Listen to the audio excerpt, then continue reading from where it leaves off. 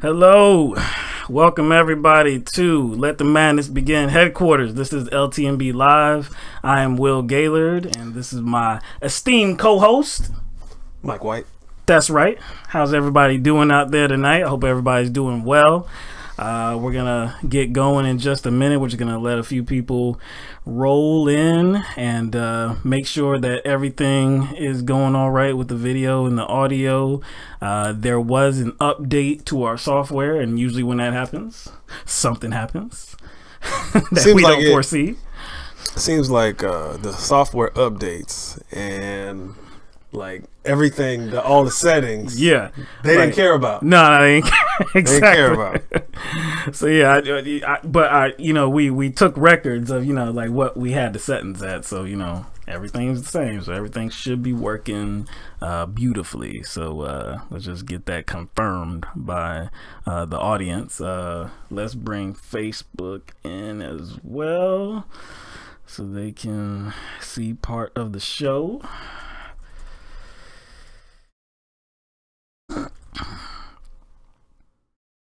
All right, let's take a minute, a second, hopefully. All right, there we go. All right, what's going on, Facebook? Welcome to Let the Madness Begin headquarters. This is LTMB Live. Will Gaillard right here. What up, Facebook? My man. Glad you're here with us. We're gonna just get going in just a few seconds. Moose Gal said dangerous title. What, yo? What? Oh, yeah, oh, true that, yo. All of them, really. Dog, we got a military parade, yep, with Tide Pod legislation along with Nazis. Yeah. And CDC cuts. That's an Armageddon title. I'm saying, right? That's an Armageddon title, man. Yeah. And you know, we don't usually preempt, I guess kind of, you know, tell our viewers what the show is about, because most of the time we have viewers that have been here before. But just to give you a little explanation, this is Let the Madness Begin. us two, we make up the madness again. Yeah, all the madness. All the madness. And we talk about a variety of things, be it a political issue, social issues. Really, we just talk about anything that we think is newsworthy and is, I guess, worth discussing in an intellectual and sometimes entertaining way, as you will see on tonight's program. Yeah, we don't really know what the show is going to bring, because it's like we just go over what we're going to talk about and that's it. Yeah. So it just kind of... The reactions are very organic. So it unfolds how it unfolds. Yeah. So, you know what I'm saying? And I think everybody can understand that with the news that comes at us every single day, a lot of it does bring laughter because it is so ridiculous. And then I mean, I guess I already knew this, but like, I guess I'm starting to figure this out more. But, you know, of course we're covering things that are coming through, you know, the media or through the internet and in various forms. And so we talk about that. Right. But I think a lot of attention and a lot of energy should actually go to talking about what kind of people's perceptions are too. I've noticed that like has become a lot of my commentary is that like it's not just about the perceptions of our leaders, it's about the perceptions of the voting base too. And I think that's a big problem. And I think we kind of can't just like attack it at one angle. You know, it's like, oh, just attack those in power. But I'm like, that's only part of the problem. And we do always talk about not just what comes at us, like you said, like our reactions to it. Not just our reactions, but what we see are the reactions what the reactions from regular people. The country. Yeah, the populace. That's right. So I'm gonna assume everything is going all right from a technical perspective. Yeah, y'all sound like y'all can hear us. If y'all can't hear us, I believe y'all would let us know. Yeah, so I would think y'all there's usually some sort of a notation in the comment. That's correct. That's correct. What's up, Diesel D's, Moose Gal, Ollie's in the house, Aaron J, is here. We Jose, see that. Grandma Christine's in the building. On Facebook, Lenora's in the house. All right, so we're gonna get going. All right, we got a lot of topics to discuss. So on Tuesday's program, we for a moment talked about the suggested Trump military parade, this large scale parade that he was, I guess. He proposed to the Pentagon that he wanted, and I guess this was kind of created in his mind because of the French style. Kind of like it's like basically they kind of like Bastille Day, I think. Yeah, they serenade the military. Yeah, so Trump, the White House did confirm that they had. I believe it was last month that Trump did contact them about a large scale military parade, and I believe that was confirmed by the White House press secretary Sarah Huckabee Sanders on Tuesday. She said President Trump is incredibly supportive of America's great service members who risk their lives every day to keep our country safe. He has asked the Department of Defense to explore a celebration at which all Americans can show their appreciation. You know what? I guess people's initial reaction is always to say, "Oh gosh, this dude is just trying to show off. This dude is just trying to use our military to show off." But now that I think about it, I can talk up and down about Trump's kind of superficial viewpoint of the military. But to be honest, I think there's tons of Americans who have that same superficial viewpoint. That's true. We know Americans are very supportive of our troops, of our military members, and that is displayed in football season. That's every Sunday, every game before the game. But my thing is, it's not like we don't NFL, but we don't already have days, to honor the military. I That's mean, true. Like all throughout the year. Yeah. I mean, there's Armed Forces Day. I think May is like National Military Appreciation Month. Correct. You see what I'm saying? So Veterans Day. Yeah, Veterans Day. Right. So there's already days to honor the military. So he's making it like they're not, those days don't exist already. So, I mean, so what is it for? Well, it seems that there is a bipartisan rebuke of this idea, and it's being spread far and wide. There's congressmen, people in Congress, members are saying that this is not the way to go. I saw also that the veteran that says that he is the one that actually killed Osama bin Laden, mm-hmm. he said that this is a bad idea as well. Well, I mean, there's a lot of military personnel that says it's a bad idea, and it's actually kind of inconvenient because they're actually being pulled away from their job and their training. True. You know what I'm saying? Yeah. So I can understand that. And, have they really evaluated, like, I guess, where the parade is going to be at and what kind of equipment that's going to be there, and could it possibly cause damage to the roads or infrastructure? It's supposed to be, well, what I believe what is being put out there is that Trump wants like I said, a very large scale type celebration parade with very large, like equipment. Tanks and like I said, a lot of large style and are the roads really equipped to handle that? Yeah. So you might have a situation where like the local government is going to be pretty much asking the federal government for reimbursement for any kind of damages that this equipment might cause. Now, maybe that might be why today it was revealed that the parade might not actually happen in Washington D.C. as well. Now, I don't know where they're looking at. I don't know if they're still trying to make it happen in D.C., but like I said, there was a report saying that it's very possible that it's going to happen outside of D.C. Like Senator Rand Paul, he's one of the ones that had, I guess, he kind of pushed back on the idea. He said that, well, how about we bring our troops home from Afghanistan first? How about we actually win that war?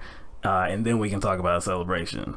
Another senator, Senator John Kennedy, who's a Republican from Louisiana, he had a pretty strong comment. He said, quote, "I think confidence is silent and insecurity is loud." Now, that's coming from a fellow Republican. So, like I said, that's a very strong statement. And I believe in it. I agree, because where do we see these type of celebrations at? You don't usually see that in America. The last time we had some kind of celebration like this, some kind of parade like this, was, I believe, 91. It was after the Gulf War when George H.W. Bush was president. And also, that whole event, I believe, it cost something between like $8 and $12 million, something like that. I've seen a few different numbers.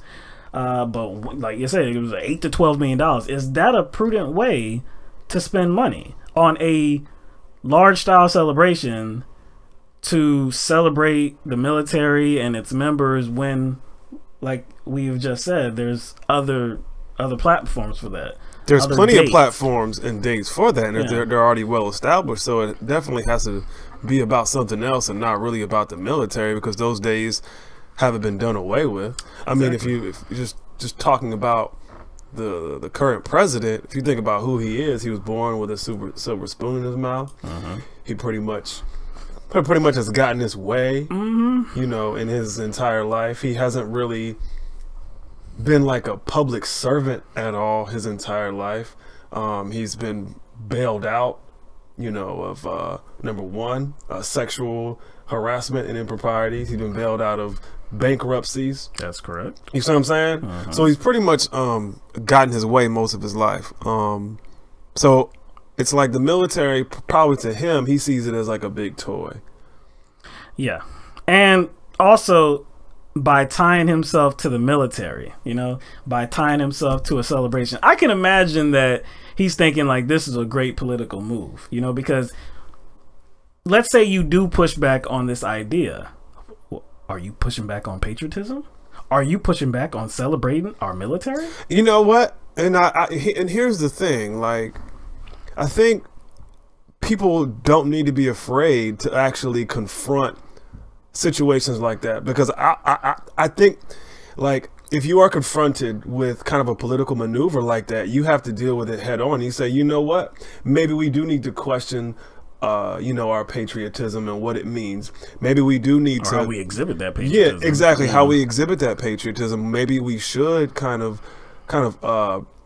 you know, kind of put a microscope on the Pentagon and how it constantly loses money. And so it doesn't become about the military. It doesn't become about the personnel. It becomes about like its intentions and its kind of, I guess, accountability. You know what I'm saying? It becomes about those who fund the military. So I think people need to stop being so afraid to be caught in situations where somebody's trying to use the military as some sort of like political wedge issue. And think about, you were talking about the money that is always lost or wasted by the Pentagon, by our Defense Department. You're talking about spending millions of dollars on a single parade when there are millions of Americans that are in poverty, millions of Americans that don't have access to health care.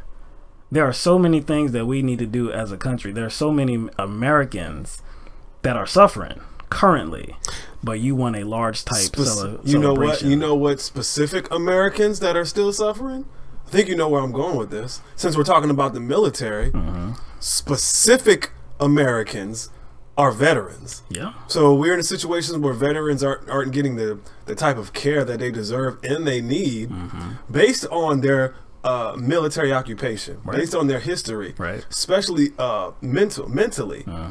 But yet they're wasting money on a parade because it's a one day a feel-good parade when that money could be going to try to like undergird our veteran services. You know what I'm saying? And if we want to be real, this isn't for the military. This is not to celebrate the military. This is to celebrate Donald Trump. This is only for his purpose. Now, like we said, this, you know, I believe he is using this as a political maneuver. You can say it's a good idea or a bad idea. You know, I think it's a bad idea. But it does serve as a good distraction from, let's say, his low approval numbers. Let's say his investigation. Yeah, that's the big one. Let's say the Mueller investigation. That's the really big one because that's ongoing. I guess the lack of popularity that the recent tax bill that passed. That's true. The lack of popularity for that. So he has to do things that make himself feels like he's winning. You know what I'm saying? And to me, he's the perfect distraction for Republicans. I think that's why Republicans don't want to, I guess they want to kind of be on the fence with him. I honestly think a lot of Republicans despise him and don't respect him, but they see him as a tool. They understand he can be a distraction so they can do like I guess they can implement their agenda, because now you have Democrats almost fighting a war on two fronts. They have to deal with this Trump character and they have to deal with Republicans. Just to go to the Mueller investigation for a moment, this whole thing is striking me in a, you know, it's a very interesting thing. Okay, so I think I've said before that I've seen different Republicans. Actually, I don't think I've seen one Republican that had said that it's a good idea for Donald Trump to meet with Robert Mueller and sit down with him and be questioned by him. I don't think I've seen one, right? But I've seen many that are saying it's a bad idea. It's a bad idea. I talked about Scaramucci before. I saw that was just a few days ago. He was on CNN saying I don't think it's a good idea. Recently, I saw former New Jersey Governor Chris Christie saying that no, I don't think it's a good idea. He said, quote, "It's not in the president's interest to sit down with the prosecutor." Right. Also, Ben Shapiro, who's a conservative political commentator, he was on Fox News recently and he said that Trump's lawyer should, quote, "take him down to the basement of the White House and physically chain him up." This is to prevent him from talking to Robert Mueller. He also said, quote, "it would be such a mistake to put somebody like President Trump, who likes to bloviate, who likes to exaggerate, who likes to say everything is the biggest, the strongest, the best, the hugest, the most incredible." So again, pushing back on this idea that he meet with Robert Mueller. He also noted that Bill Clinton, who was an experienced lawyer, when he was questioned back in the day, almost 2 decades, almost 2 decades ago now, where we're coming on that, that he got caught into a perjury trap. And he, like I said, he was an experienced lawyer. Trump is not that experienced lawyer. So I just come to the place where it's like, okay, if there's nothing here, if Trump, like by his own admission, he said that by his own vindicated. By his own proclamation, he's been totally vindicated, and everybody else that supports him is saying that there's nothing here. There's nothing here. He didn't do anything improper. There's nothing to this investigation. Then why are you? Why the pushback so? It's like so strong. Why against, is this, basically it's like, why all the commotion? It doesn't make sense. Like, if he has nothing to hide, then if he has done nothing wrong, then why don't you go ahead and put this to bed? Meet with Robert Mueller and put this investigation to bed. End it. Because there's nothing there, right? But everybody that is on his side is saying this is a horrible, horrible idea. I don't think they're just saying that because he might be loose with his words and kind of bloviate. No, I don't believe they believe that. I think they think there's actually something there. Yeah, because my thing is, like, you only bloviate about things that are, like, I guess that you already believe. Right. So if you believe you're innocent, you will, like, go on record as many times as you can and bloviate as much as you can about that innocence. Right. If there's certain any kind of words or testimony you can offer that will prove your innocence, knowing along with, I guess, his personality, you would think he would be constantly offering I guess a waterfall of words and you know what I'm saying? Yeah. A bountiful, right. a bountiful testimony on Twitter or wherever about his innocence and why he is innocent. So based on his own persona and what he's already displayed, if he's not talking about his innocence, then he's probably guilty, because again, he talks all the time. He uses Twitter all the time. That's kind of how he kind of establishes himself and communicates with his supporters and just America in general. So if he's not communicating anything in general that would prove his innocence, then there's got to be something there, and we're not going to say what that something is. No, we don't know.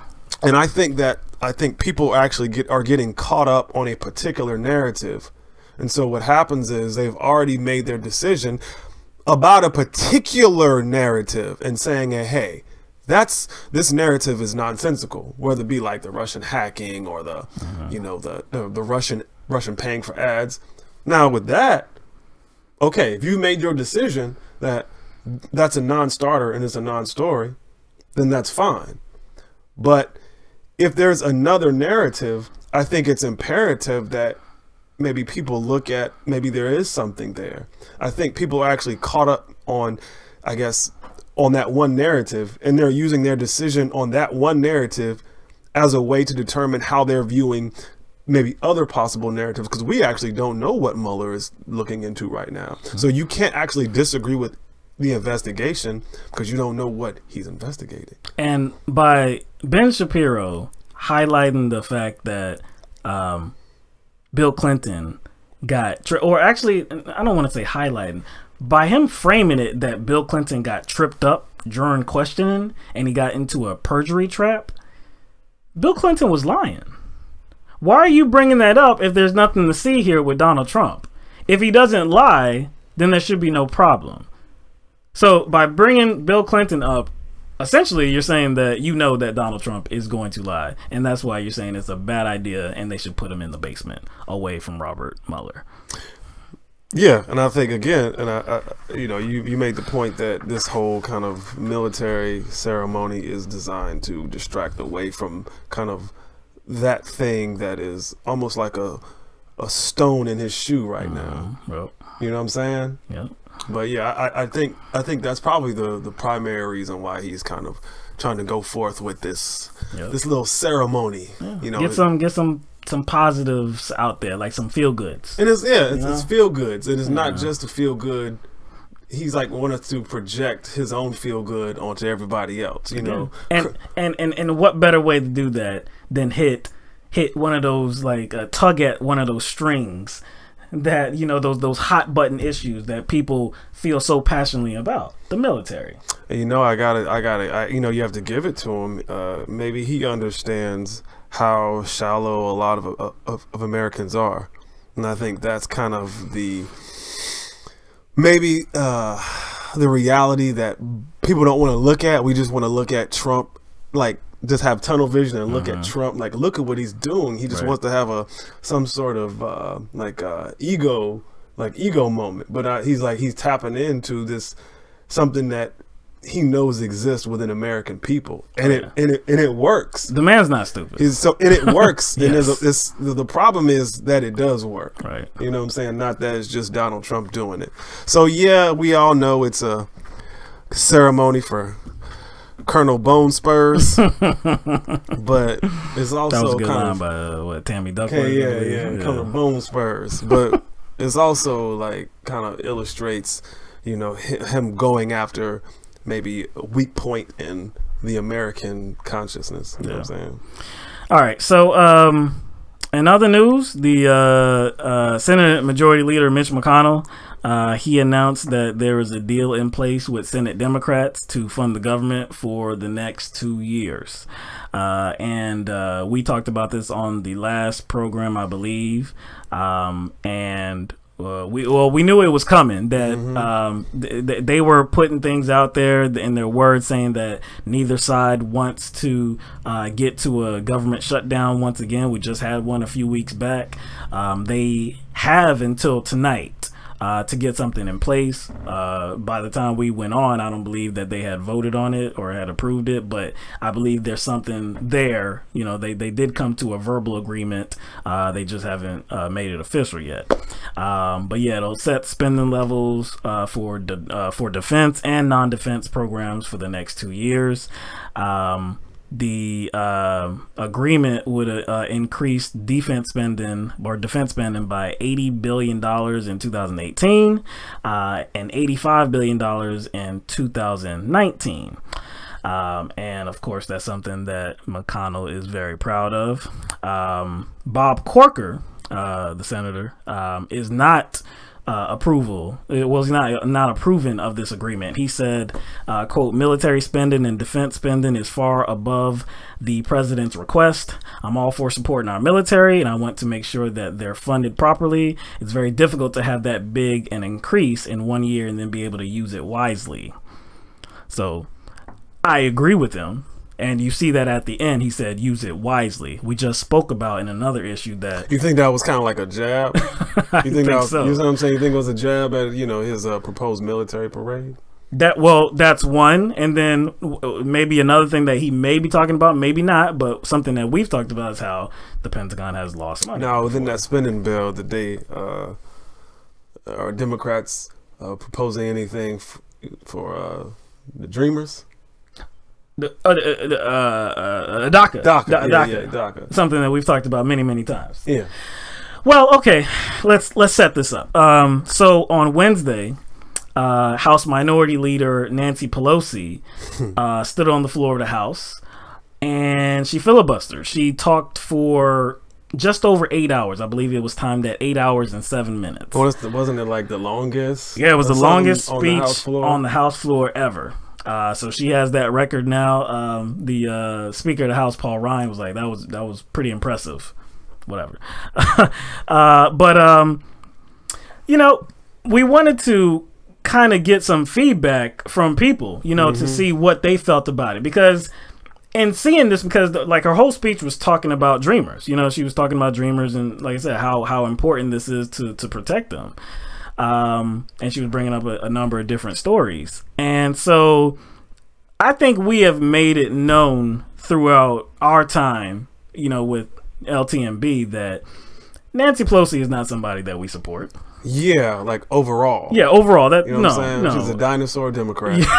That doesn't want to change the damn thing. Right.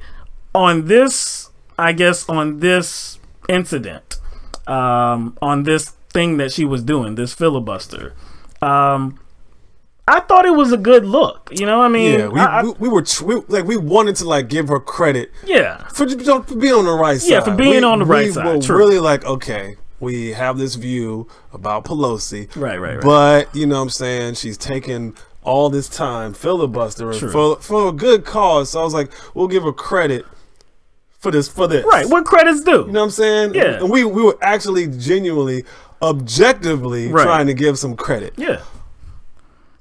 But and again, when we do give that credit, because I think I've said before in the past that, look, I'm supportive of universal health care, Medicare for all, single payer.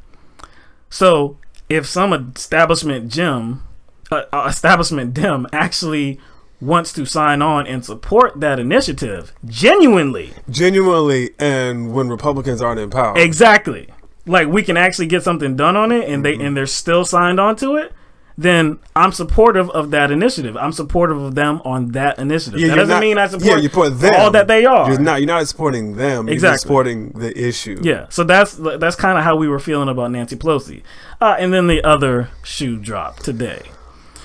So she was asked, I believe, if she was going to urge other Democrats in the House to not support this spending, the spending bill. And she said, no, she's not going to urge them. She's not going to use her voice, her influence. She's not going to use any of that to urge members of Congress, Democratic members of Congress, to fight strong and to stay in support of DACA and ensure that something must be done right now on that front. She basically, all she said was that, well, look, I'm just letting people know how I disapprove of this spending bill. So it was a filifluster. Yeah, you could call it that. A filifluster. Yeah. It was political theater at its greatest. So it was pretty much, she spent all that time on empty. It was an empty gesture. Completely empty. Hollow. Because, like, what's the purpose of a filibuster, right? The purpose of a filibuster is not personal. No, it's not. It's because you think you're going to move the needle on some issue. The filibuster is not supposed to be, hey, I'm making this statement as an individual just to show that I want to gain some ground on this issue, even though my party doesn't. You could say that on CNN. You could say that on MSNBC. You could put out a statement. You could put out a statement on your page, because she has a page. Yes. You can put it out on Twitter. You can put anything out, but to waste 8 hours. So if you're not actually trying to urge anybody to take the steps that you are, like to follow your path, then why stay on the floor of the House for 8 hours? See, that's what I'm saying. Usually, like filibusters are kind of, it's really a group thing where they're kind of like choosing someone. They choose the best person to filibuster because the entire group wants to move the needle on something. Yeah. So she's pretty much saying it's almost like just about me. Yeah. So it's like it's almost like I just felt like talking for 8 hours. She's trying to, like, I guess, looked like she's making herself look good, but at the same time making the party look bad. And I'm like, that just seems, maybe she's losing it, yo. Like, just as a career politician. Or she's not losing it. Or she's not losing it, and she's who we think she is. I mean, she's exactly who we think she is, and she doesn't really want to move the needle. She just wants too far. Like, so actually maybe the party did put her up to it. Like, hey, just filibuster and make it look like put on a show for people. It was empty. Like I said, it was empty. It meant nothing. But yeah, as part of this legislation, as part of this spending bill, nothing. There's nothing on DACA, the Dreamers. There's nothing for them. So I believe Paul Ryan today, I believe he was saying that, look, we got to get this done. We got to get this out the way, and then we can come to some kind of agreement on DACA. That's going to come afterwards. I don't trust him. I don't trust him. I don't trust him. I don't trust him.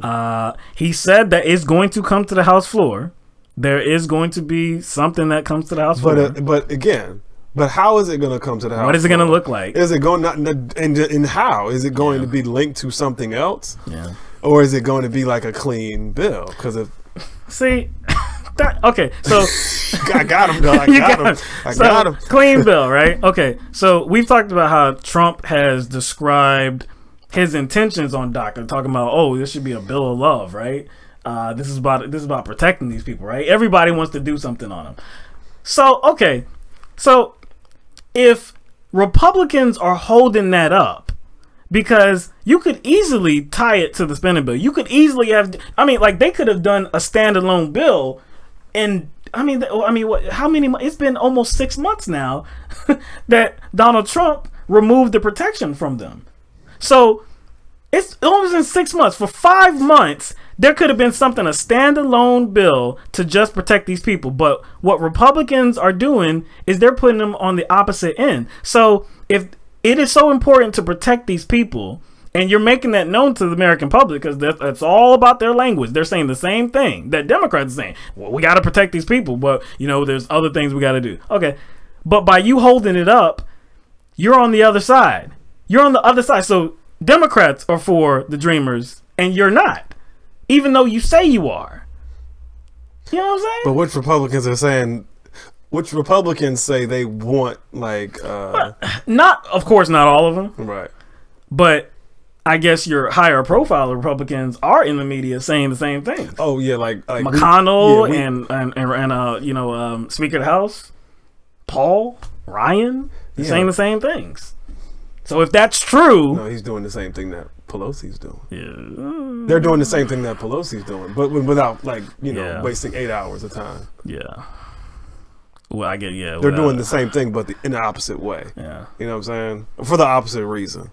So, so basically, Dems are saying that it is very important. Dems like Pelosi are saying this is very, very, very, very high in importance. But well, see, the thing I'm not going to really make any moves to get other people. Well, on my side, I think both of them are kind side. of kicking the issue down the road for different issues. They're both wrong as hell. Yeah, you know what I'm saying? I think Republicans are, who are mostly conservative, are doing it mainly for native reasons, for reasons of bigotry. To whereas Democrats are doing it because they want to make some other deals.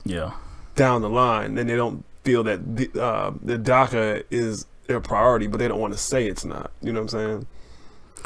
So I'm pretty sure that by the deadline, which is tonight again, that there will be an agreement. Officially, they'll vote on it, and the the government will be funded for the next 2 years. There's some other things that are in the legislation. There's going to be additional funding for the CHIP program, an additional 4 years, I believe. So that comes out to a total of 10 years that is going to be funded. Because remember before, when they agreed on, when they brought the government out of the shutdown, they funded CHIP for 6 years. Now it's going to be funded for a total of 10 years. There's going to be, I believe, about $80 billion or something like that that's going to go towards communities that have been hit by or that have been affected by wildfires and hurricanes for disaster relief. There's going to be, I believe, $6 billion to go towards towards fighting the opioid addiction problem. How they're going to do that, I don't know. I don't know how they're going to do that. To throw money at it, I have no idea what they're going to do. But like I said, both sides are saying that the things in this bill are good. Both sides are saying that, but it's just the Dems that are like, well, I guess it's a few Dems that are like, we need some protection on DACA in here as well. And it just looks like there's a few of them too. Nancy Pelosi being one of them, but is it authentic? It's doesn't look like it. So again, we'll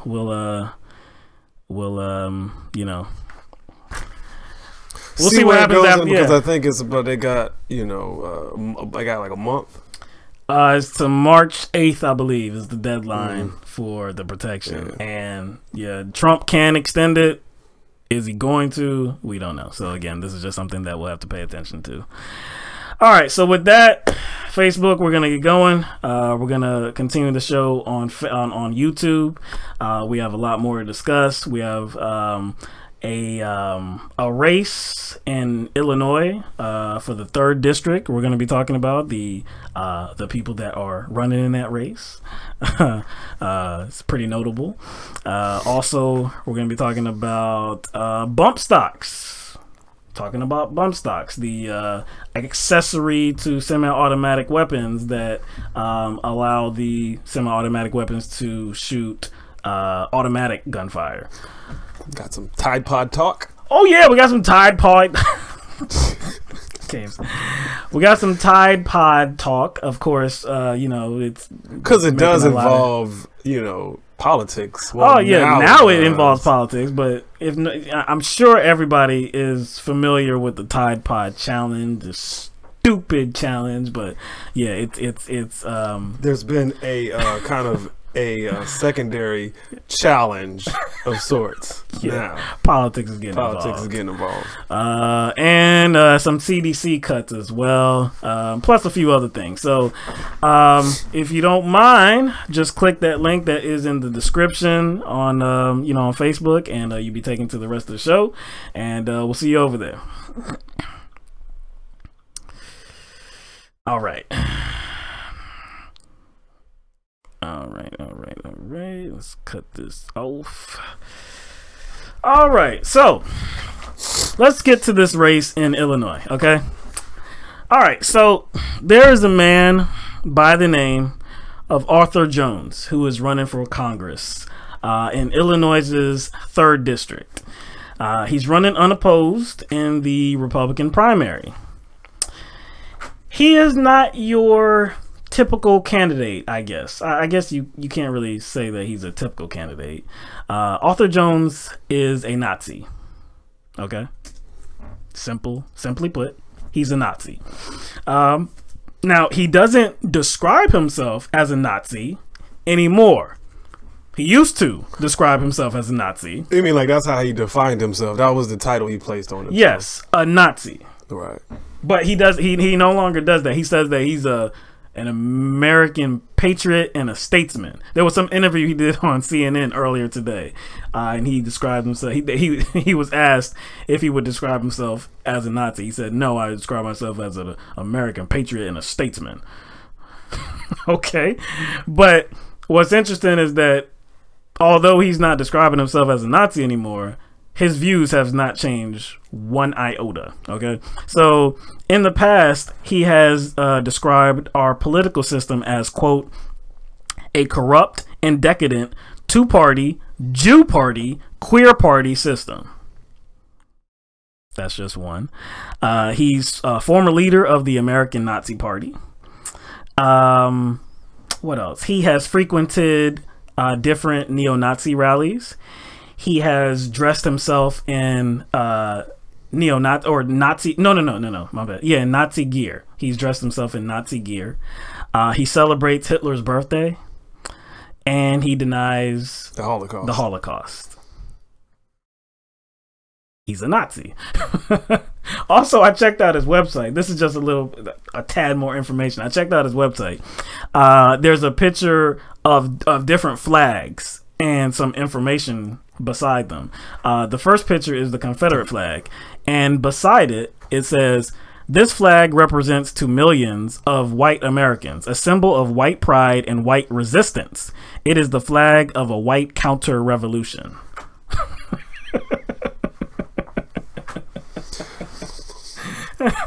See, this is where the entertainment, the laughter comes in.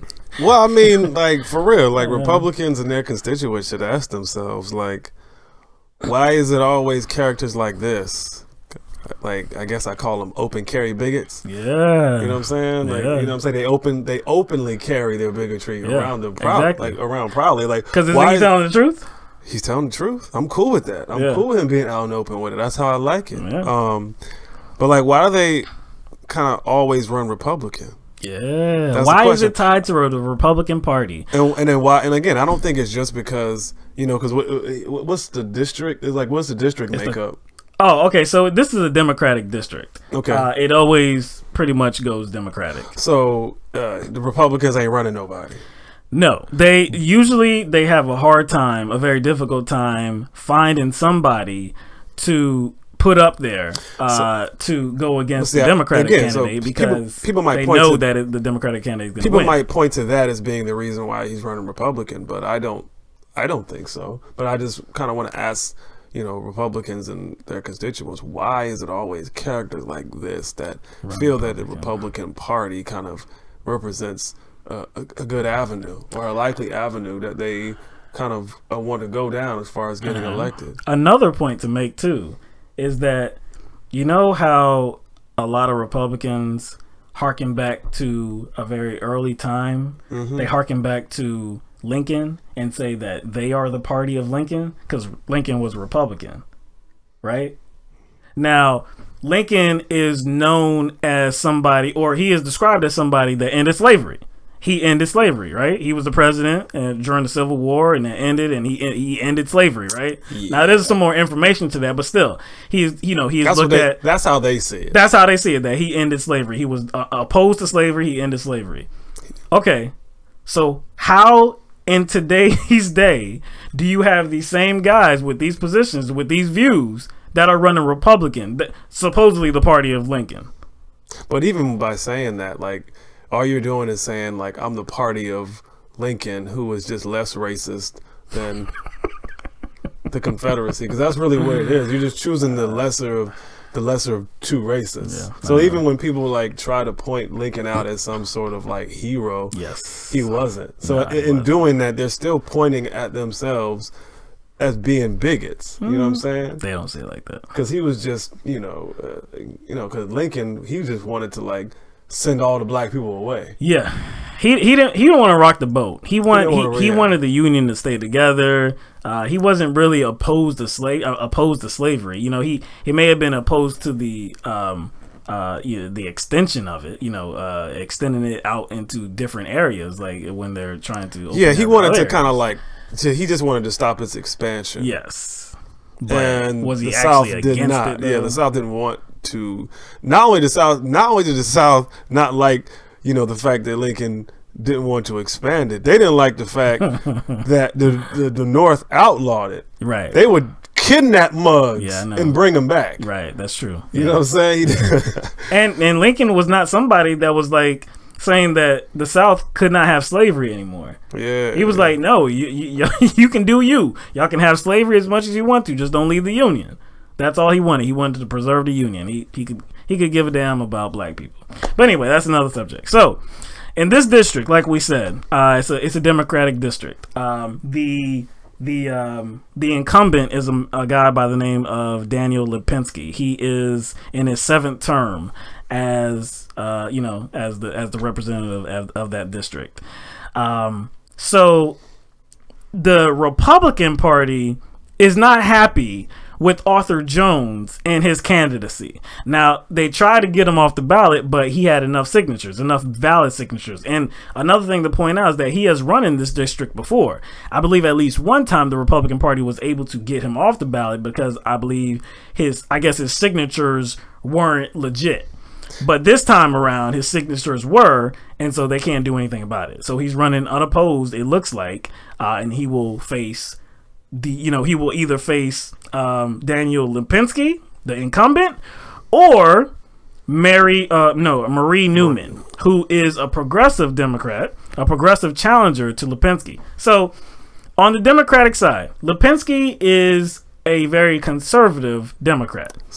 Like conservative economically. Yeah. And socially. Conservative economically, socially. Yes. But but he mixes in a lot of so-called like liberal rhetoric. Right. You know what I'm saying? So, and he's looked at as one of the most conservative Dems in Congress. Marie Newman like I said, she seems to be a progressive. She is for Medicare for all. She's for pro-choice, ending wage suppression, suppression, creating a livable wage. That's right. She wants to ban bump stocks. Immigrant protection. That's right. She's for paid leave, universal background checks for gun purchases. So yes, she does have a very progressive platform. I can't say that I am know every single thing about her, but from what I have seen, the research that I have done, that we have done, she does look like she's a progressive. Now, here's the thing, okay? And this is what I see. Now, upon reading these articles about this race and about Arthur Jones, several Republicans that are in the area are not happy that the Republican Party has not put somebody forth that they can vote for, because they don't want to vote for a Nazi. Just because they're Republican doesn't mean they're not. Because if you're going to, if you're a part of that district and you're a Republican, then, and you want to cast your ballot in the primaries, you essentially have to write somebody in. Or, like some of these Republicans are saying, they're going to vote for a Democrat. So see, here's the issue. Which Democrat are they going to vote for? Which Democrat are they going to vote for? Are they going to vote for the progressive Democrat that's running, Marie Newman? Or are they going to vote for the incumbent, Lipinski? They're going to most likely vote for Lipinski. Because, like you said, Lipinski is a conservative. It's ridiculous. But you mentioned something about, Arthur, what's his name? Arthur Jones getting the required amount of signatures. Right. How does that work? Like, do they have to get like you know how like during the general election, if you get a certain percentage of the votes, you are granted funds or government funds. Like, how does do you get like a kind of a boost up locally if you get like a certain percentage of the vote as well? So, all right. So this is what it works like in Illinois. And I got some of this information from the Green Party of Illinois. So how it works is that for your big name parties, for your dominant parties, for your two-party system, the corrupt major players, the Democratic Party and the Republican Party, how it works for them is that what they need to do, what a potential candidate needs, is that they need to collect in signatures. They need to collect 1/2 of 1% of the total amount of Democratic or Republican votes from the previous election.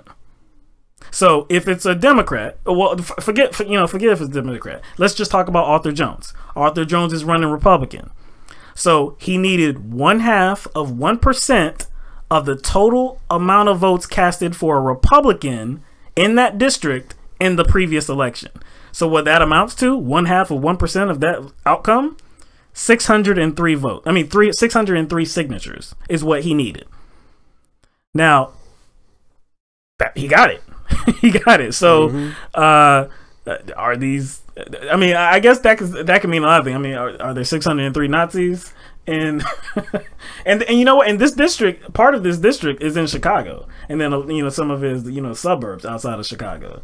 Does that mean that 603 Nazis are there, or does it mean that this process really doesn't mean anything? The process, both. Yeah. It means both. It means there might be 600 plus Nazis and the process doesn't mean anything. Yeah, like you can just get. But okay, then if that's the case, then it should be easy for kind of independents to get in the game, like Green Party, Libertarian. It should be easy for them to get in the game. Like, don't the same rules apply to those candidates who are not Democrat or Republican? Like they can get the same percentage. No. So somebody's saying the same rules don't apply to them? The same rules do not apply to these other parties. Like if you're talking about Green Party, Libertarian Party, some new party, Independent. No, sorry. The same rules don't apply. So here are the rules for them. So let's say, some individual wants to run Independent, some individual wants to run Green Party. Great for them, right? So if whatever party they are running in did not accumulate 5% of the vote outcome in the previous election, well, then that means that the signatures that they need to collect 5% of the total outcome in that state. All the votes that were tallied in that state. Wait a second. Okay, let's go over this again. The rules for the Republicans and the Democrats are they had to collect 1/2% of just that party, just their party. Just their party's vote outcome. But if you are a third party of any kind, right, you need not only a higher percentage, right, it comes from the entire voting base of that district, yes, Democrat and Republican. Yes, and anything else, right? Whatever else. Yeah, people who are unregistered. Yep, supposedly. Yeah, anything. But that doesn't make sense. You would think that they would base their percentage on those who are not registered and those who voted third party. That would be the same rules. Well, I mean, if the game wasn't rigged, then yeah. Oh, so that's what you're calling it. You're calling it rigged. Yeah. If the game wasn't rigged, if pretty much illustrates an effort to kneecap third parties, no doubt, locally. Yep. And we saw. I mean, this is just one example, but we saw the effects of rigging the process on the during the general election. Green Party couldn't get on the stage onto the presidential debates. Libertarian Party couldn't get on the stage because the Commission on Presidential Debates sets this arbitrary number, and if you don't hit it, then you can't get on the stage. And who is the commission made up of? Democrats and Republicans. So I think we kind of this kind of points to maybe not a secondary issue, but the primary issue, because for the most part, the goal of the third party or any third party during the general election is to get to a certain percentage, right? Mm-hmm. But really, even if that happens, how much headway can be made if we still have the Electoral College? So that's true. But again, so you just illustrated, I guess, the disadvantage third parties have all the way down to a local level, right? Yep. So if candidates can't make any headway locally, then the notion that third parties can cover ground or make up ground or make a splash nationally, isn't that a narrow pipe dream? Yeah. Because if the same thing happens locally, kind of almost at the grassroots level, then how can we expect third parties to make or move the needle at all? Yeah, especially on a national race. So it's kind of, I don't mean to be pessimistic, but it does seem like, I guess third parties making an effort during the national elections and us making an effort to promote third parties because of those issues.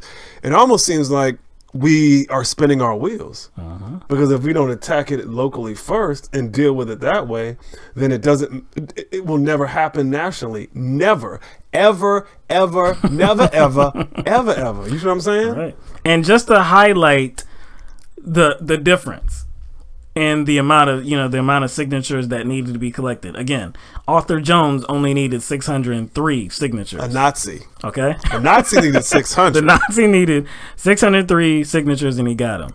Anybody that was running Green, Independent, Libertarian, they would have needed to collect 14,559 signatures. 14,559 compared to 603. What do you think is more attainable? And again, now these two parties, the Republican and Democratic Party, right? Now this one guy, this Nazi, now he's not being backed by the Republican Party, but you can do some legwork. 600 signatures, you can do that. I mean, somebody could realistically do that. But if this person was backed by the Republican establishment or the Democratic establishment, of course they got money behind them. They have a lot of they have a lot of I get a lot of support behind them, so where they're easily going to hit the amount of signatures that are necessary. But for a party like, say, the Green Party, or if you're running independent, do you have a political machine? Do you have all this fundraising? Do you have all this exposure? No. You would think that the party that had all that money and steam behind it, the party would be required to get more signatures. You would think. You would think. But again, the game is rigged. The game is clearly rigged. So, like I said, it barring some shock, it doesn't look like Marie Newman is going to be elected. I mean, barring some shock. Now, again, she's somebody that I agree with ideologically. Platform. Her platform is something that I agree with. But is it like when Republicans don't have somebody that they're aligning, like that somebody they can vote for? Like they only have a Nazi, and they're like, no way. Are they going to vote for the conservative Democrat or the progressive? So basically, again, Republicans are actually falling victim to a system that they bought into, because if it wasn't for this system, this Nazi wouldn't been able to like scooch his way, into this, into this election at all. The low requirements for them created this. Yes.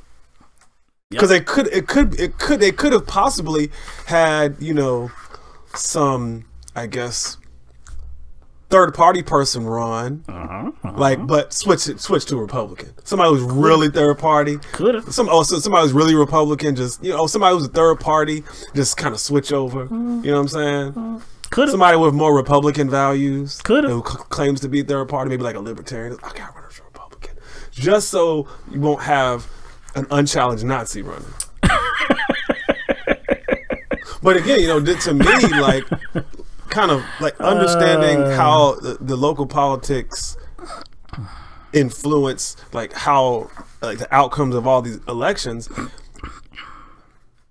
I know a lot of people are gonna hate me for this, but it kind of makes me see like the primary process that kneecap Bernie Sanders like only a representation of rigging and not the clearest and most egregious form of rigging. You know what I'm saying? I'm still acknowledge it, and I still, I guess support the effort in the DNC lawsuit, even though I knew it wasn't gonna go anywhere. Even though maybe the two lawyers involved are, wacko,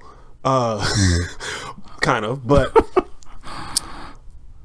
I kind of have to see it in a more like a rigging in a more broad way, and not constantly hold on to this grudge, the DNC grudge. Look, man, there's multiple levels of rigging the process, and again, this is simply but one of them that benefits Democrats and Republicans alike, but it does massive harm, and it limits the progress that can be made for a third-party campaign. All right. So the CDC, the Centers of Disease Control. The Centers of Disease Control and Prevention. There are going to be some cuts that are being made to that organization, to that agency. So we know that they are they are the lead organization that is responsible for preventing the outbreak of diseases, and for a while they've been doing this globally. So I believe it was back in 2014 they were given a large sum of money, it was almost $600 million, and this was in response to the Ebola outbreak that happened in West Africa. And so that money was going to go to fighting, disease outbreaks globally. So they have been working in, I believe, 49 different countries to fight against these outbreaks. Well, they are going to be scaling back their efforts in 39 of the 49 countries. They're going to be scaling back efforts in about 80% of the countries that they work in. The reason being is that the money is coming to an end. They're running out of money. They're running out of funds. The funds are due to, or I guess the funds are expected to evaporate in September of 2019. It was supposed to be a 5-year plan. So I believe Trump has said some things about how, you know, it's important to fight against disease and outbreaks, but it doesn't seem that he is willing to fund them again. You know, it doesn't seem like he's willing to give them some more money to fund outbreaks globally. So again, they're going to have to scale back, and I can only think that this is going to be a negative for the globe, because if they, you know, I think it was last year they actually were in the Congo, I believe, and the Congo was one of the countries that they're scaling back. So in the Congo there was a potentially deadly outbreak of Ebola, but they got on the ground and they were able to neutralize that virus very quickly, and you know, they wrapped it up. Because that's all you heard on television for like 3 weeks. Yeah. Ebola, Ebola, Ebola, Ebola. Yes. And then all of a sudden. So, again, what are the potential outcomes from scaling back their efforts? Disaster? Zombie apocalypse? Zombie apocalypse. That's becoming like that's becoming a reality now. Yeah, exactly. You got speaking of cuts, the Drug Policy Office, he proposed a 95% cut. 95%. While at the same time talking about he wants to deal with the opioid epidemic. Well, some money's on the way from, you know, the spending bill. Some money's on the way. Don't know where it's going or how it's gonna. Actually, very little money. Yeah, very little money. How far is it gonna go? I don't know, and how is it gonna be? You know, but anyway, I just don't want to, you know, be confronted with, you know, a bunch of zombies who are. I knew you were gonna say that. A bunch of zombies who are in pain. That's not gonna be pretty. It's ridiculous, and like I saw an opinion piece on townhall.com. Okay. And I didn't take down the author's name, but it's on townhall.com, and they're talking about the CDC. And the author was saying that Trump shouldn't give any more money to the CDC, I guess as it relates to fighting against disease outbreaks globally, and that the CDC should put America first. As in that they should do things here domestically. Like there's a lot of things that the CDC can do domestically, like fight against opioid addiction, obesity, disease, whatever. Yeah. And he said, and the author said that we shouldn't be curing the world. No doubt. Yes. Okay, then. We should. Oh, it's funny how like people say stuff like that conditionally. Like, okay, we shouldn't be curing the world of disease. Maybe we shouldn't be curing the world of dictators either. Yeah. We shouldn't be curing the world of authoritarians. We shouldn't be curing the world of, I guess,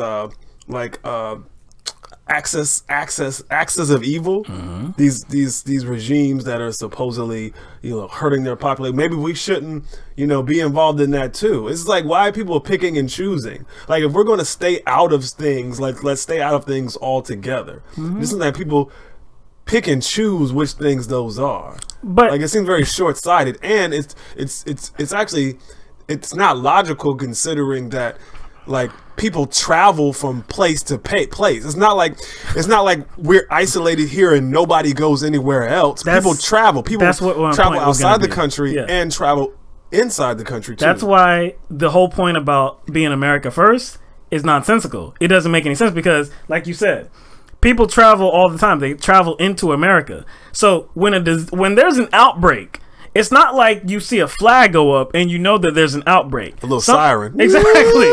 Like a lot of times people don't know. So a person that can be infected can travel to a different place. They can travel to a very modern city, a very thriving nation, right? They can come to America and then affect others. And now you have a real catastrophe on your hands. So if you actually want to put America first, wouldn't you safeguard Americans from something like that? You know what I would say? If somebody, I guess carried something in to the United States, mm-hmm. and then let's say the CDC, who was more domestically focused, right, found out about it and be like, hey, this came from y'all. And you know what I'd say about that other country? Yo, y'all cut funding Like, to deal with that in this area of the world, what did you expect? You should have expected that to happen. Sorry. Because again, you related it, or you kind of connected our whole military agenda, right? You connected it to this, right? Let's pull back our military too. So we don't want to spread freedom and spread democracy. Exactly. So we are in Afghanistan. Well, we're in a lot of different. I know, right? We everywhere. I highlighted Afghanistan. We everywhere. But we got a lot of troops in Afghanistan, right? We got a lot of troops everywhere. We're trying to fight terrorists, right? They're not here. They're not here domestically, and they're not on our mainland. So why are we over there? Let's stop trying to cure the world, right? Let's pull them back and let's just live here. How's that going to work out? Is that going to be? I guess can that be described as Trump's narrative, like fighting against terrorism? No, that would be Trump doing nothing. You would hate that. All the supporters be like, what the hell are you doing? You're supposed to get after the terrorists. Our military is supposed to be so big, so strong, so massive that we don't even have to use it. But the only way we can do that is build it up and show some strength, right? But that's kind of still using the military. Yeah, it is still using the military. You know what I'm saying? It is still using That's still using it. Yeah. You are still essentially using it. Yeah. You're using it for another purpose. That's to intimidate, but you're still using it. It's kind of... But so if you're pulling back the staff of the CDC from all these different countries, why aren't you pulling soldiers? Because it's about American might, and it's also about short-sightedness too. Oh, it is. It's about short-sightedness. It's like it's gonna come back to bite us, man. It has to, because like we said, people travel. See, no. What was the last thing? It's gonna come back to do what? To bite us. See? Like a zombie. I told you. See? I don't think that's a coincidence you said that. See, you know it too. Oh, man. So we're going to have something like The Walking Dead over here. Well, Walking Dead, and they in pain. Zombies are in pain. Oh, my goodness, man. All right. And they forgetful because Pfizer stopped their Alzheimer research. Oh, you see, you see, we gotta laugh sometimes. All right, let's go to all right. So there was a study done. There was a kind of a study done and a report released on Thursday by the Southern Poverty Law Center, and in the report, it states that only 8% of high school seniors can identify slavery as the central cause of the Civil War. You heard that number? 8% of seniors, the 12th grade students, only 8% of them can identify slavery as the central cause of the Civil War. The report also shows that schools aren't including it in curriculums. Teachers aren't prepared to teach it. Textbooks don't include enough material about it. The report also shows that 2/3 of high school seniors don't know that it took a constitutional amendment to formally and officially end slavery. Also, the report found that nearly half of teachers that are included in this study, they think their textbooks are inadequate. And 40% believe that the state offers insufficient support for teaching about slavery. So 50% of the teachers think the curriculum is not sufficient, but apparently the district doesn't really, I wouldn't say doesn't really care. I would say that. Okay. The district doesn't really care about, I guess, introducing materials that would kind of change that. Right. This is over 50%. And actually, that's too damn low. Yeah, it is. And that's actually low. And there's a problem there. And I don't honestly think that, it's a failure of education. I don't think it's a failure of education, really. I think, it's an illustration of how the curriculum is shaped by the dominant culture and those who dominate the profession or occupation of education, and that's mainly white people. It's very true. It's designed to psychologically benefit those people in power. And it's almost like, well, you know what? we can't just say white people too, because there's a lot of certain type of white people. Yeah. Certain type of white people. It's the certain type of white people that years ago, if you remember, in the state of Texas. Now, and in Texas, that's where a lot of textbooks that go to schools, that's where a lot of textbooks come from, the state of Texas. That's where they're manufactured. That's where they're put together. Years ago, many years ago, this is maybe a decade ago, something like that, news report that they were going to change the textbooks, and this was one of the things they were changing. Actually, this was the biggest thing about the textbook that they were changing. They were removing the impact of slavery on the Civil War in the textbooks. Yeah, and they were kind of like sugarcoating and changing terminology and language to kind of like not make it seem as barbaric. Yes. So, dog, you just sound like a... But you need a runway, dog? You need some makeup and a runway, dog, to get dressed. But this is absolutely not surprising to me, the effect of this, because like I said, this was years ago. Now we're here in 2018, and what did I say? 8% of high school seniors can identify slavery as the root cause of the Civil War. What did you think was going to happen? Of course, they knew this was going to happen. That's exactly why they changed the textbooks. Because like Texas is it's a big state. So if this company that prints the books, you know, sells a lot, then that's going to kind of prompt districts, school boards in other states to kind of order these same textbooks, because these are the most purchased textbooks. Exactly. And like I said, these textbooks go out everywhere in the country. They are furnished. These schools are furnished by Texas.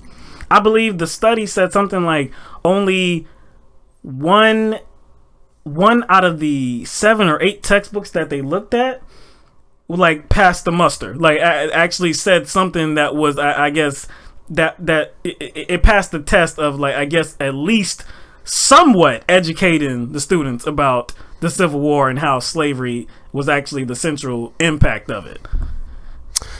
One of them. But you know what?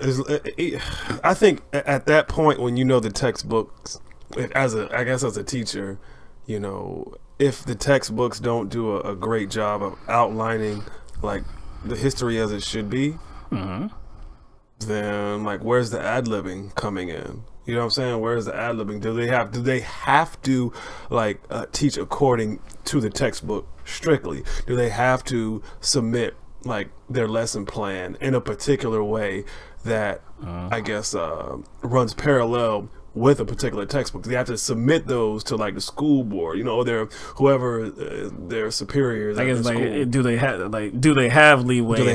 That's my question.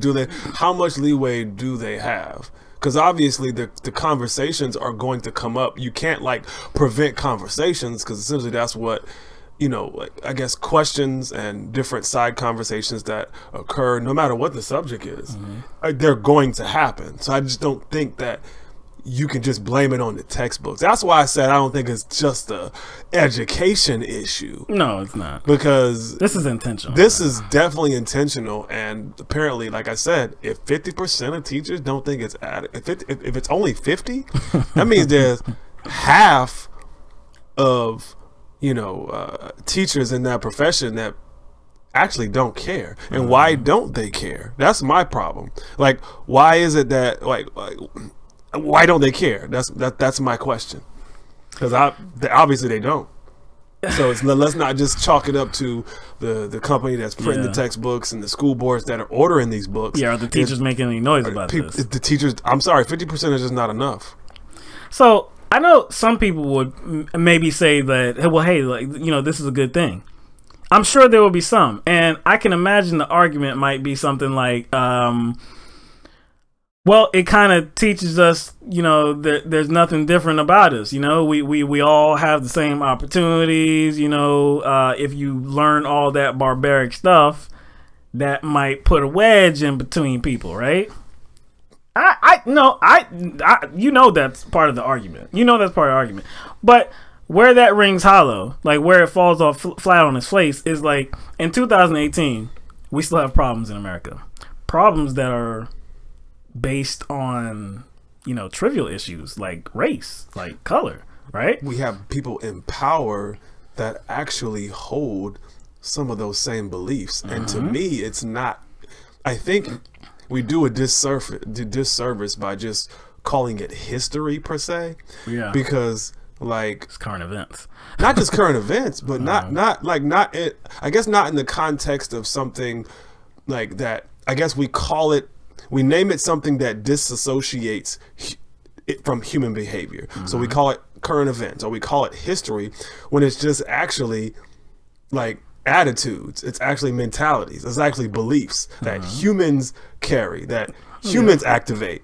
So essentially, you're not being honest about yourself. You're not being honest about human activity. You're not being honest about like your own, like our own human evolution, our own human development throughout the course of time. So to just like say it's just history and it's just written words seems a bit dissociative, and I think it's kind of misleading, and it's a little disingenuous to make that argument that people make. Like, oh, it just brings up negative dark and feelings, ugly time.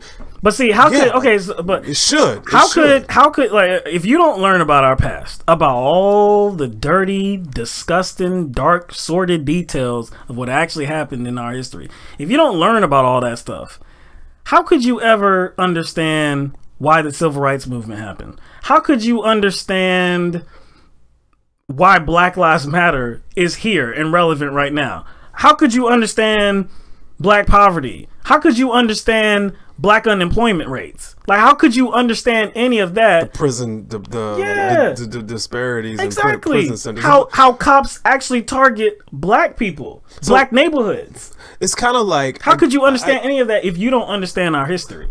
I guess in the macro, you're talking about it in the macro. So people usually have a hard time expanding their mind that far. So I think like probably the most constructive thing to do is like ask those people, like, is that how you would examine your life? Like, just as a single soul individual, like, is that how you process like the different stages you go through in your life? Do you just automatically just forget the things you went through and all the mistakes and all the misdeeds and whatever those may have been? Do you just forget those because they make you feel some kind of way? Or do you look to those things as a sign of your evolution, or as a sign that you have grown? Like, saying that they didn't happen would be like not being fair to yourself. It would be basically lying. It would be being disingenuous about who you are as a person. You know what I'm saying? Like, I'm not the same person I was 10 years ago. Right. I'm not the same person I was 20 years ago. Regardless of who that person was, what Michael I was then, I'm not going to act like I wasn't that person. I'm not going to like not think back to that time in my life and say like, oh no, that's going to cause some sort of internal division. No, it's not. Like, without knowing that, I mean, like, by taking that pretty much off of the timeline, how do you understand how the hoods and the ghettos for Black people were created? How would you understand that? Because without having that relevant point of history there, without knowing that, this doesn't make sense. None of the history actually makes sense. You would have to dig deeper. Like, I mean, because that's the way it happens. When you learn something, right? You're like, hold on, how did that happen? Let me go back further. Oh, shoot. Like, you know what? How did that happen? Let me go back further. So it's almost like saying not that history wouldn't make sense, it's the present wouldn't make sense. Yes. But see, they're not teaching like the inception of America.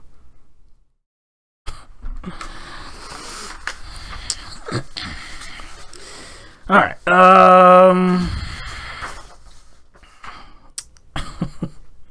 All right. Let's get to some more politics.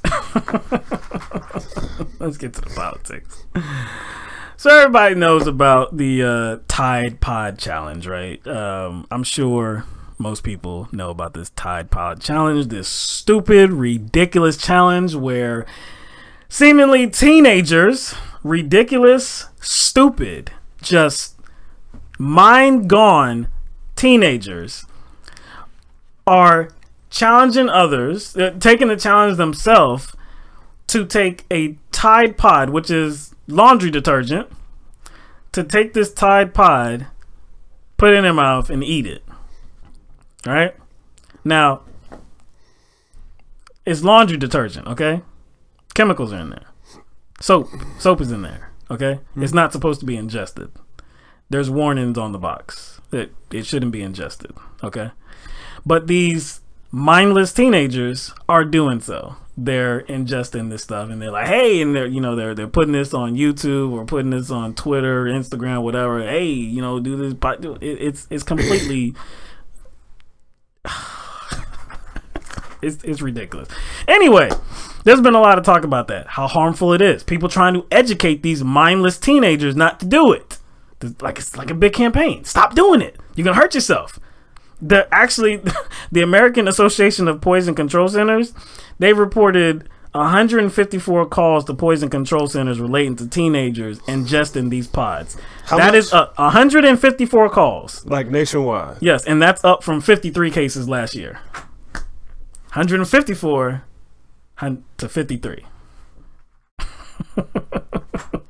So, it's ridiculous, right? So anyway, we know it's stupid. We know these idiot teenagers are stupid. Now, New York legislators are trying to get involved. But they're not actually addressing the problem. Okay, so here's some information. So, on Tuesday, New York Assemblywoman Aravella Simotis and State Senator Brad Hoylman, they proposed a bill calling for manufacturers to make the laundry pods look less edible. First off, it's a private company. It is a private company. It's a private company, but that in and of itself is not a point. It's not a company that supplies a government agency with something by law, or it's not something that's a life necessity or like a utility. Consumers have the choice to buy this. Right. I just don't understand why we're paying them and they're to try to deal with something so nonsensical, and that would be actually too difficult to write because there's too much minutia that they have to get involved in to regulate something like this. Because what'd you say? They think it looks too much like candy? No. They said that it looked too edible. So this edible. I guess. Yeah, so edible, this is what Hoylman, State Senator Hoylman, this is what he said. Because there's a video and we shared it on Facebook. He said, quote, "We're asking for all laundry detergent pods to be uniform in color. We don't need them to look like gummy bears in order for consumers to use them."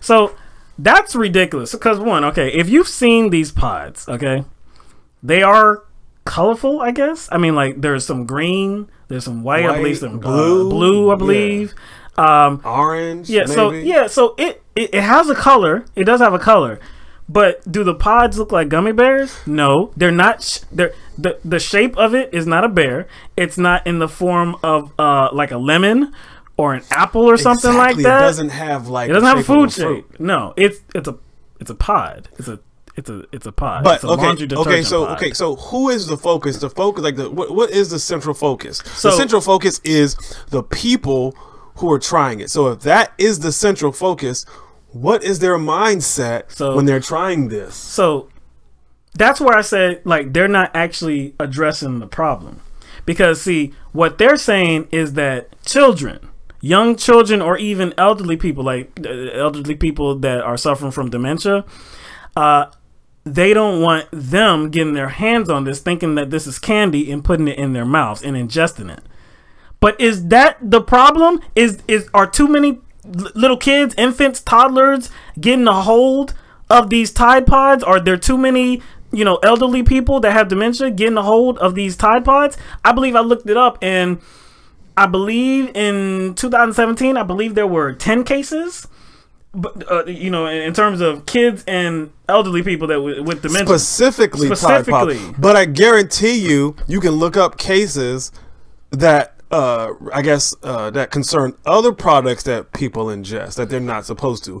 Now, that's the first thing. Yes. Number one, it's assuming that those Tide Pod challengers, or those who participate in the Tide Pod challenge, are doing it because it looks like candy. Like they don't know, what's going on. Like they're just coming across it and be like, smells good. Let me try this. They're doing it because it tastes nasty. That's why that's the point. It's a challenge. That's why it's called a challenge. Yeah, it's something like the cinnamon challenge. Remember the cinnamon challenge? Yeah, like it was difficult to do. You take a spoonful of cinnamon, you put it in your mouth, and of course it piles up in here. Or like the little chip challenge. Right. Remember that? These are difficult things. So it wouldn't be a challenge if it wasn't difficult or something like that you shouldn't be doing. So that's why these teenagers are doing it. Not because it looks like candy or a gummy bear or that it has some smell goods. Like it smell. Think about how stupid that is. Don't most like detergents or soap don't they smell good? Yes, there's Febreze got so many different scents, like lavender, like Hawaiian Island, like strawberry glaze, whatever they have, like dish detergents, like laundry, everything. These same politicians, and they're Democrats too. These same Democratic politicians, they sent a letter to the Tide owner Procter and Gamble, and it said, "You and other manufacturers must use a stronger bittering agent to prevent ingestion of pods, reduce their pleasant smell, and make them feel more firm, in order to make the pods less attractive to small kids and the elderly that have dementia." So, but check that out, right? If you make it more firm, aren't these pods supposed to dissolve? Yeah. Wouldn't you make it harder for it to do what it's supposed to do? And also, they're instructing them to make the pods more bitter. I guess that's one of the suggestions. But again, the purpose of the challenge is because it's nasty. Yes, I know. All that's going to happen is those that have the notion to participate in the pod challenge will just see that as a double dog dare.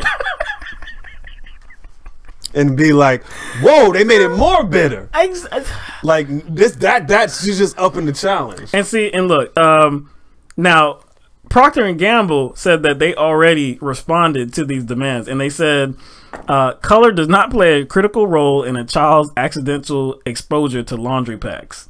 And they also said that individually packing the pods in plastic wrappers wouldn't solve the problem. And they also noted that they do have uncolored versions as well as liquid and powdered products as well. And I'm pretty sure some individuals who have participated in the Tide Pod Challenge, they may have gotten some that were just plain white. So it wasn't the color. And, like Moose Gal, I guess, notes that, what about candles and essential oils? I know. Those smell really good. Those candles, probably candles got Tide Pod's beat on that front. But, check this out, right?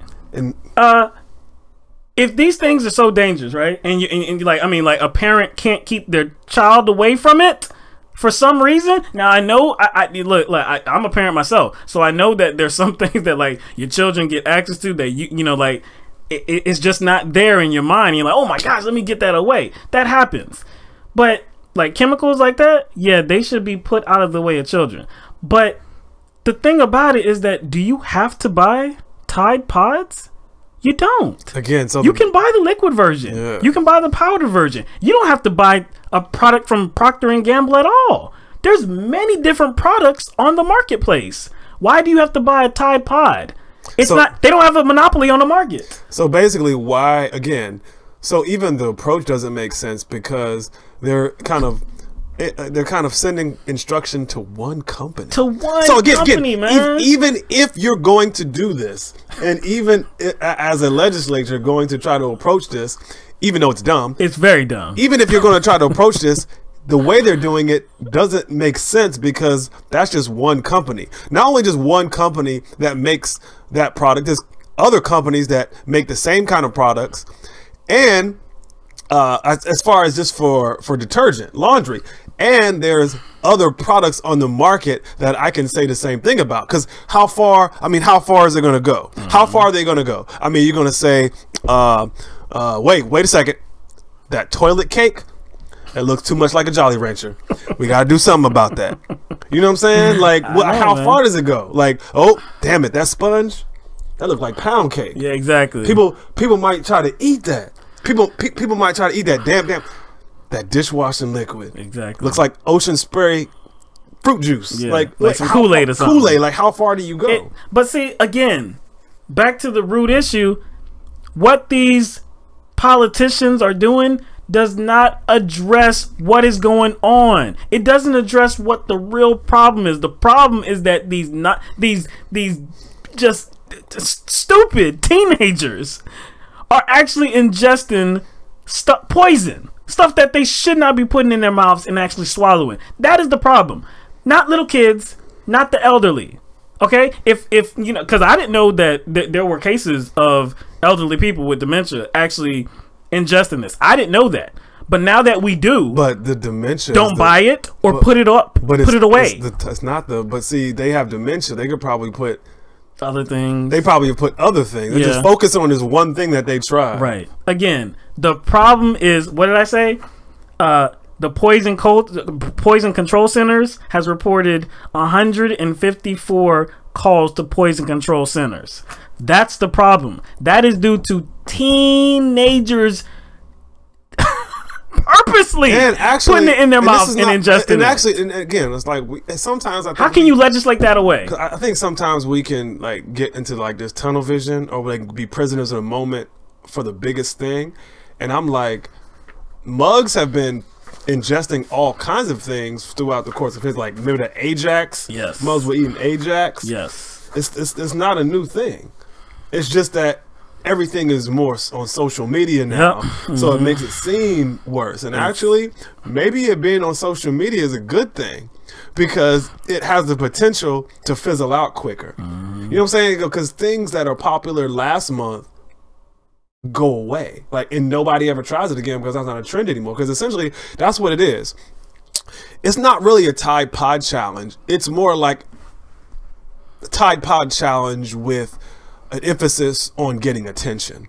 So it's more about people looking for attention. I guarantee you, if social media didn't exist, it would be much harder for people to convince their friends to try something. If I just come 30 years ago and Tide Pods existed then, 40 years ago, and there's no social media, I guarantee you they'd be more reluctant to do it because you don't have an audience. So I think that's a big part of it. Yeah, it is. It is. You know what I'm saying? It's just the attention. So that's pretty much what it is. Wait a minute. This is government overreach. Oh, the epitome. This is, again, you can't legislate this problem away. You can't do it. What we have to do is put some sense into these teenagers and get them to stop doing it. Okay, that's the only thing you can do. It's not so much of a problem for these very young children, these toddlers or babies, and the elderly. No, sorry, that's not the problem here. It's teenagers that are purposely, willfully engaging in this ridiculously stupid behavior. Yeah. And you can't legislate that away. You can't legislate that. You can't. You can spend your time on other pressing needs. I mean, I'm sure New York has other concerns that you need to be addressing rather than Tide Pods. The ATF, the Bureau of Alcohol, Tobacco, and Firearms, they asked for comments about bump stocks. As you may recall, bump stock, well, the bump stock, the accessory to like a semi-automatic weapon that allows that weapon to shoot automatic gunfire, and that was used in Las Vegas during that massacre. Paddock? Yeah, Stephen Paddock. Yeah, he used that accessory to simulate automatic gunfire. So it allows you to just press the button, press the trigger, hold down the trigger, and just automatic gunfire goes out. We are firmly against this. And again, as you may recall, there were certain Congress members that were saying that they believe that they could support a legislation banning these products, these accessories. There were even Republicans that were saying that, yeah, I got to learn a little bit more about it, but yeah, I think even I can get the down with that. NRA for a split second. Yes, but see, it was the NRA that essentially killed it. Killed it, yeah. Yeah, and so after the NRA spoke and killed it, that's when people like Paul Ryan was like, well, you know what? We don't need a legislative fix. We need a regulatory fix. Which is double talk. Yeah, doesn't make any sense. But and like, go ahead. Yeah. So that's where the ATF comes in, though. So they were asking people. They were asking for comments about should there be some regulations on this product. Should there be some new regulations? So this started in December, and then the comment period ended. I believe it was last month in January. Yeah, that comment period ended. I didn't hear anything about this. Did you? I didn't. I didn't hear not one word about this because we would have talked about it because we talked about bump stocks. We talked about Las Vegas. We talked about this. So we would have definitely said, yo, hold up. Yo, viewers, everybody watching, what you need to do, go to this comment section. ATF, right? Yeah, go to the ATF, express your profound disagreement with bump stocks, and express that you are very supportive of either banning or regulating these products. We would have said that. I think it's very important for us to talk about. Essentially the logic behind our position is that automatic weapons are already illegal. They're already illegal, and bump stock, I guess creates an automatic weapon out of whatever the firearm they attach it to. So why wouldn't that firearm then be illegal? It would be like saying hey, you're not allowed to have. A car is not allowed to do this or that or have this.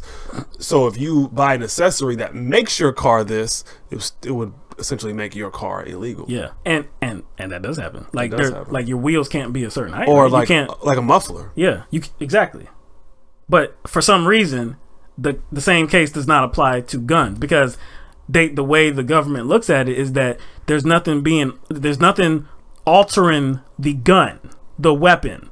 All you're doing is placing an accessory on it, so that doesn't change the weapon. So the product is legal, the gun is legal, the automatic gunfire that comes out is legal, which is ridiculous. So anyway, the ATF received about a little bit more than 36,000 comments since December. 85% of the comments opposed any new regulations. 85%. Only 13% supported regulation. Again, I didn't know anything about this. They probably made it available. They probably sourced this out. They probably sourced it to a particular demographic so they can get the results they wanted. You know what I'm saying? Because we already know that the majority of Americans want reasonable gun control. Yeah.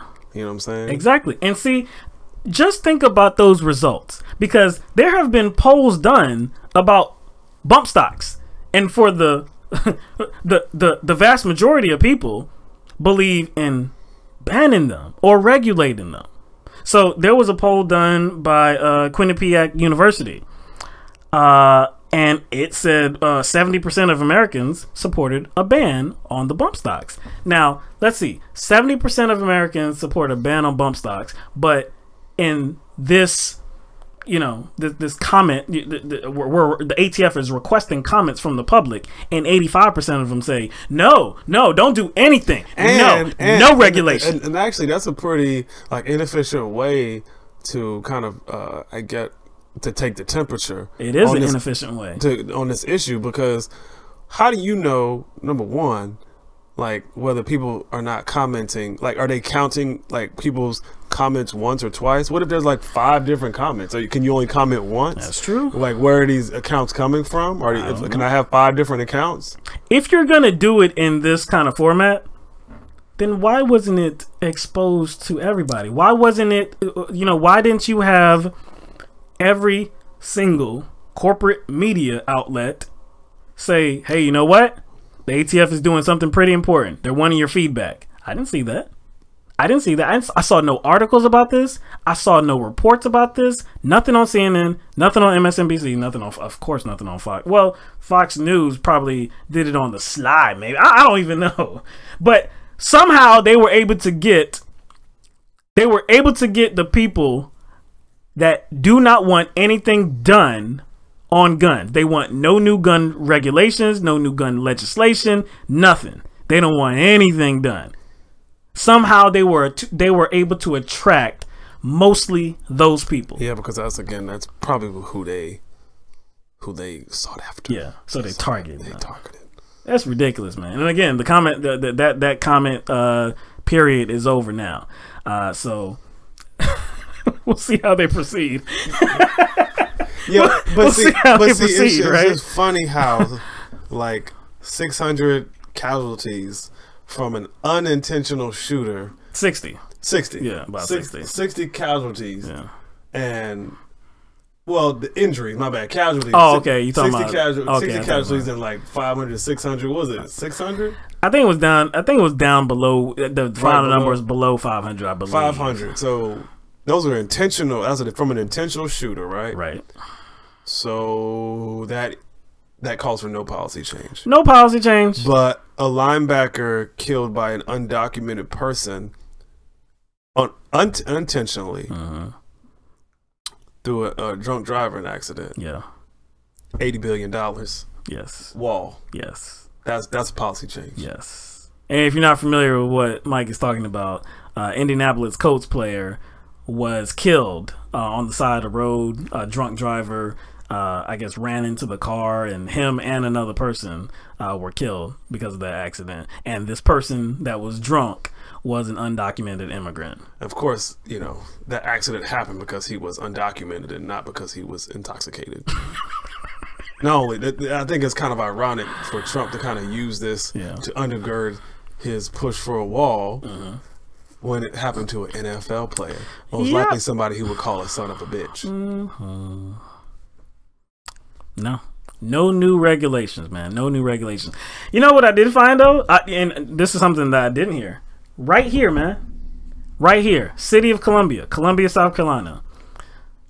The city of Columbia passed an ordinance in December of last year, December 2017, that banned the use of bump stocks. And we live in what state do we live in? It's deep red. We live in a burgundy state. But you know what? I looked at it, right? I did some research on it, and then I was looking at the wordage. Right. So, what the city of Columbia did, again, they banned the use of bump stocks. They did not ban the sale of bump stocks. They banned the use of bump stock. You can still have a bump stock here, just can't be on the weapon. You can't use it.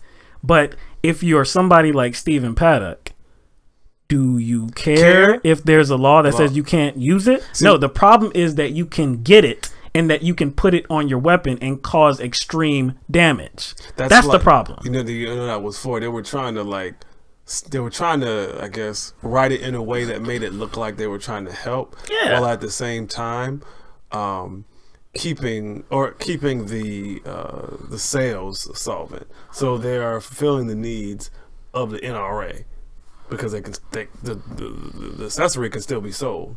So they can still make money off of it, and that's probably that is the primary reason you would write a law like that. You just can't officially use it. You can't use it within the city limits of Columbia. They've outlawed it. You can't use bump stocks, but you can still get them. What? That is so empty. That is so empty of a rule. That's almost like saying, like, hey, we won't. That's like writing, like, I guess, drug laws saying, hey, you can buy them.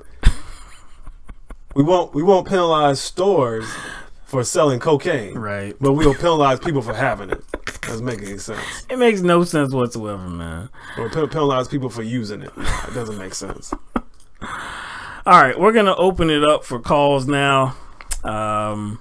Let's get this in here.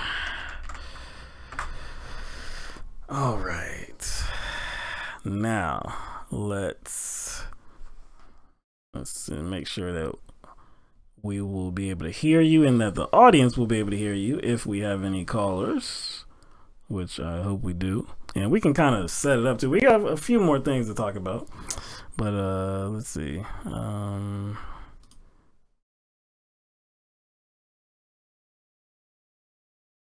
right, we'll probably have to cut this off, but you know what? Let's just go ahead. Hold on one. There we go. All right, it should be working. All right. So yeah, if anybody does want to call in, the number is 646-876-9223. Now, we can kind of set this up so that if somebody wants to call about the next story we do, we can do that. So we're going to be talking about Jeff Sessions, the Attorney General, Jeff Sessions. So recently, I believe this was Tuesday, he was in Florida. He was in Tampa, Florida. And he gave an address at the U.S. Attorney's office in Tampa, Florida. Now, he had some very negative things to say about certain pharmaceutical companies and doctors that overprescribe drugs that are meant to treat chronic pain issues. So he had, like I said, he had a lot of negative things to say. This is one of his quotes. He said, "People need to take some aspirin sometimes and tough it out. You can get through these things." Does that sound tone deaf? That just sounds tone deaf and ignorant. I mean, if aspirin worked to relieve the pain people experience after an accident or during like a procedure, after a procedure, or their recovery process, like if aspirin worked, those people would have cabinets full of it. Cabinets.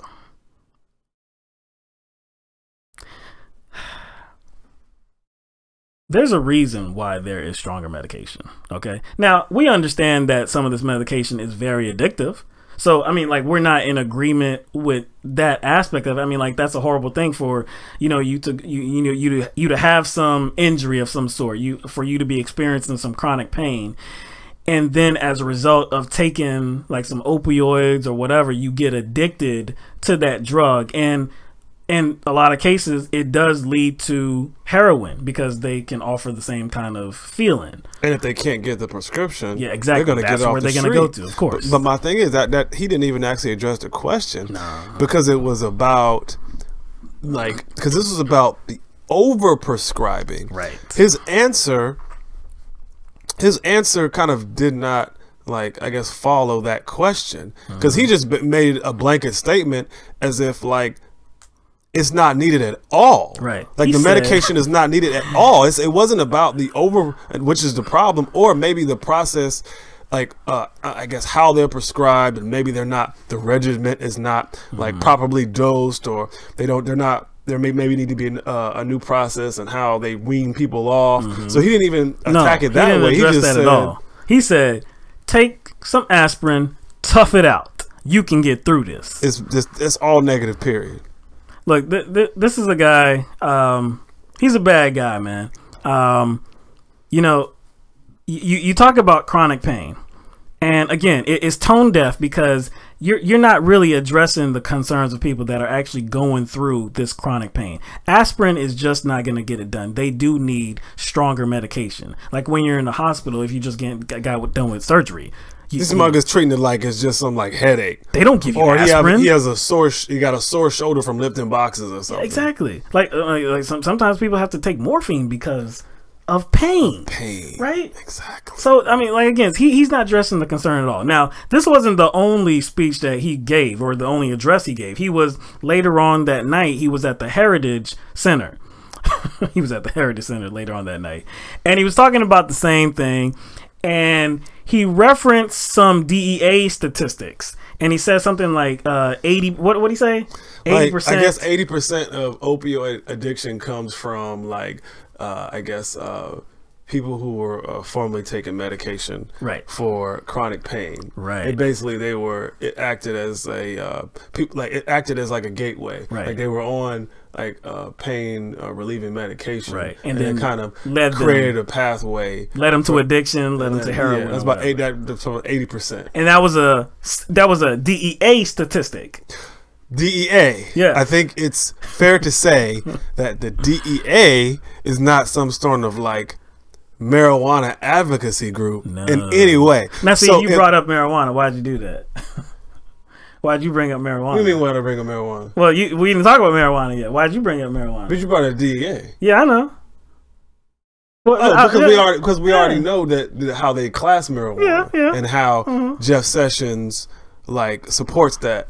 I guess the classification that marijuana has. Well, I'm prompting you. Okay, I see. Yeah, because he said some other things. Oh, because even though the DEA cited those statistics as the reason why people are addicted to opioids, Jeff Sessions, he had other ideas. Yes, his own ideas, not the DEA's statistics and facts.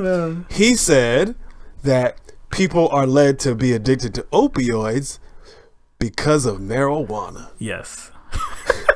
Marijuana's doing it. He said he believes. He believes. He said he believes it's through marijuana. So think about this: the DEA. And he said and other drugs. Didn't specify them. But he specified marijuana. Oh yeah, he specified marijuana. That's what he meant to do. He was trying to to hedge his bets. Right. Like, I didn't just say marijuana. No, he made it a point to say marijuana. But think about this: the DEA. You would think that like they would seem to benefit from taking the opposite position, or I say opposite, Jeff Sessions' position, right? Or a position like Jeff Sessions. You would think the DEA of all people would actually like say the opposite.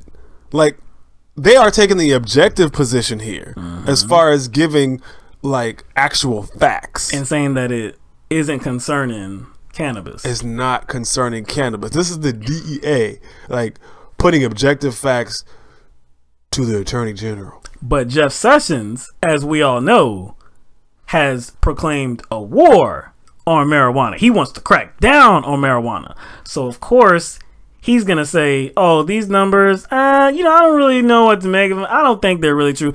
I think it's actually marijuana." Yeah, that's what's leading people. See, because it's a gateway drug, and it's very dangerous. It's leading people to these opioid addictions. Yep, that's what's happening. So he takes facts and dismisses them, right? And just values what he thinks. Now, do you think like Jeff Sessions is uninformed and like just out of touch or just ignorant, or do you think he's just trying to protect big pharma, or is it a bit of both? You know what I'm saying? Like, do you think he's really that uninformed or out of touch? Nah, man. Because he's playing dumb to protect big pharma. He's playing dumb because look, man, there have been many studies. Could it be a little bit of both? Yes, it could be. But look, there have been many studies, and there's even been states that have legalized marijuana for recreational use and or for medicinal use, right? So there is a medicinal aspect for cannabis. Like, people use it to treat pain. So if you're looking at this thing objectively and you're saying that, opioid addiction is a real problem here, maybe we should take a look at some other things. Like, maybe there's some other solutions. Maybe this, medical marijuana thing has some value here. But since you have a war on marijuana, that can't be your position. You have to then frame it as a gateway drug to said opioid addiction. I think it's a bit of both. I think it's a bit of both him being ignorant and out of touch and having like a personal, like these kind of personal vendetta against marijuana, because he's like what, like he's in his 70s, I believe. Yeah. I think it's a bit of both. You know what? There's another very addictive drug that I know about. There's another very addictive drug that I know about. It's called nicotine. It's a very addictive drug, and because it's so addictive and it's tied to tobacco, it leads to all kinds of health problems. Leads to death. Isn't that a pretty big issue? That's a pretty big problem.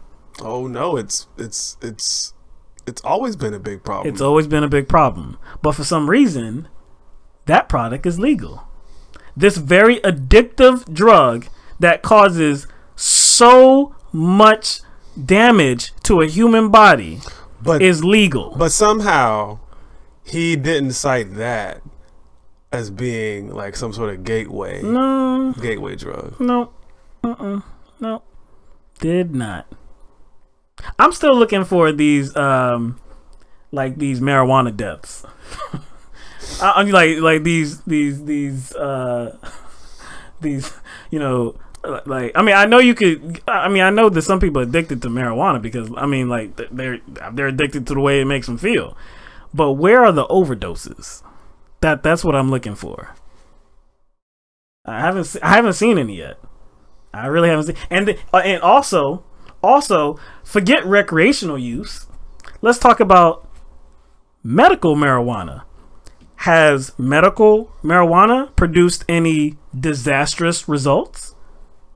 Because I think we can. I think there's been studies done. I think people have interviewed people that actually take medicinal marijuana to treat their pain, right? And they say that it helps them a lot. Have we heard that it has produced disastrous results? Results. Has it killed them? Has it killed them? Has it made them go to heroin? Has it made them go to heroin? I said heroin, like what's that character, Wanda? Heroin, like yeah. So how's it like create a situation where somebody, let's say, it altered their mind to where they, you know, injured someone, hurt someone, killed someone? I'm not seeing it. I haven't heard about it.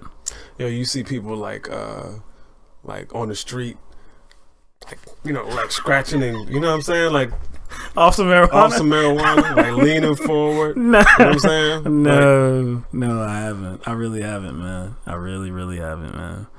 Again, man. I mean, either this dude is just out of touch, or, you know, like either he is ignorant or willfully ignorant. You know, and either case is bad. Either case is bad. Just take some aspirin. That'll take care of your chronic pain. Just some, tough it out. Just tough it out. I think he brought up some military veteran that had something was bothering him. He had some pain, and like the guy took some aspirin. Yeah, because sometimes that's necessary. Like, nobody's saying like every person in pain. You know, like, why are you bringing that up? Like, yeah, I know. Like, nobody is saying like every person in pain like requires pain opioids. Pain is this. It's like, yeah, just like pain is a flat line. This is you know. I once knew somebody who sprained their wrist. I mean, and aspirin was it was good for them. I mean, I just had a headache yesterday. Aspirin worked fine. I don't understand this. You see? Gotta laugh, man. Gots to laugh. Cause this guy, man, he's a danger, man. He's a danger to people. He really is. In the position that he has, he really is a danger. I can't wait till, you know, we are, you know, done with his supposed leadership in the Department of Justice. I guess we ain't got no calls. Yeah, we ain't got no calls. Nobody gonna put themselves out there tonight. We have been yapping away. I know. We weren't really gonna do another story. Yeah. But that was, you know. But, you know. You know. You know what? Let's do one more. Let's do one more. Let's do one more. All right. Yo, you stupid. So this made me laugh, right? And this is quick. This isn't too long. Omarosa Manigault, who used to be in the Trump administration. She worked at the office. What was it? She was like some public liaison. Public liaison for some. Yeah, public something like that. Yeah, she was the communications director or something like that, or whatever. A lot of people say they don't know what the hell she did while she was there. But anyway, she's since been, extricated from the building. She no longer works at the White House, no longer in the administration, and she has said some things about how, like, I think she's gonna write a book, and she has tried to reconnect with the black community, saying that. Dog, don't even say that. The black delegation still stands by our trade. Because in exchange for Omarosa, black people acquired Jesse Williams and a second-round draft pick. That still stands. It's done. That deal is done. Oh my gosh! But like, hey, her words, like I said, she's trying to be supportive of the black agenda or something like that, and like she's like, man, I saw a lot of things or heard a lot of things that troubled me great. I mean, just like ridiculous, man. Get out of here, right? Anyway, so currently she is on, I believe it's on CBS. CBS's Celebrity Big Brother, which is a show we don't watch, of course. But this was making news. They had a little preview of what was going on in the house, and she was speaking on the couch with some comedian. I forgot his name. Anyway, you'll probably recognize him. He do like the little he does like the little, didn't he do like the freestyle battles? Or like the battle where he battles like other celebrities and like no, that's not the same guy. That's not the same guy. They look a little similar, okay. But I don't think that's the same guy. No, because this one has a very high pitched voice. Oh yeah. No, it's not that one. Yeah. But anyway, so we have like about a minute and a half video. If you haven't seen it already, I think it's very funny. So we're gonna put it up and let us know if you can hear the audio too. Oh yeah. All right, hold on. Let me see.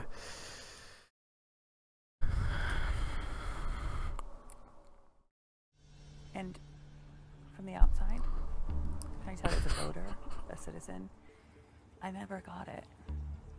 Why you went to the White House with him? I felt like it was like a call to duty. I felt like I was serving my country, not serving him. Whenever was it accepting a political appointment, it was always about the country. Like, I was haunted by tweets every single day. Like, what is he going to tweet next? Does anybody say to him, what are you doing? I mean, I tried to be that person, and then all of the people around him attacked me. It was like, keep her away from, don't give her access, don't let her talk to him. And it's like, his vodka's there, Jared's there, and it's... Who has that power to say what's going on? I don't know. I'm not there. It's not my circus, not my monkeys. You know, I'd like to say not my problem, but I can't say that because, like, it's bad.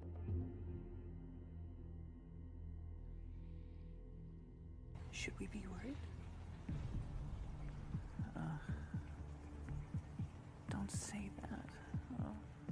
Because we are worried, but I need you to say, no, it's going to be okay. Okay, no, it's going to not be okay. It's not.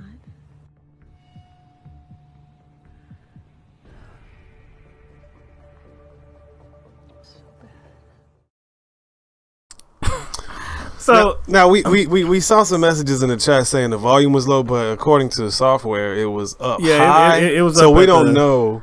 We don't know what's going on, and we can hear it fine. So we don't know what's going on. Yeah, you just had to turn up your volume maybe to the maximum, but that was the volume of the video. We couldn't put it up anymore. But she was just speaking with this guy about.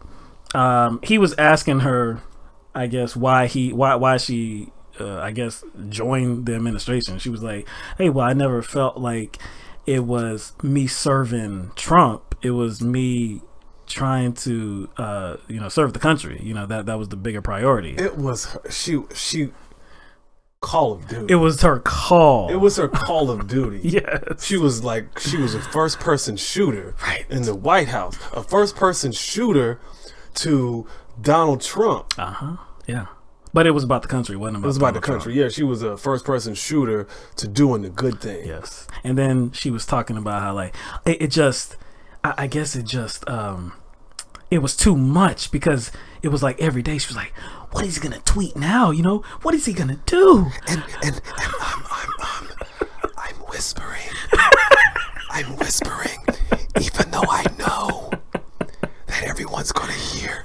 I'm whispering, even though these are very sophisticated microphones that pick up everything. But I'm going to whisper because I'm afraid. And my gosh, this is not a nationally televised program, but I'm going to whisper. Like I'm telling like scary bedtime stories. Like, wait a second. Yeah, like her whole, like this whole thing is just like, how does she think anybody's believing her? I'm like, didn't she say that people were going to bow down to Trump? Those were her words. She did. People were going to bow down to Trump. Yes, she did. So she did. Where was all that concern for whatever our community, whoever she thinks that is, or just the American people in general? Where was her concern then? She was more like, I'm gloating, I'm up in the circle now. Now she's outside the circle, and now she's salty, and now she got to try to like, I guess, throw shade at the circle now. It looks like there's a price tag on her integrity. Oh, like towards the end of the video, the guy she was speaking to was saying, "Should we be worried?"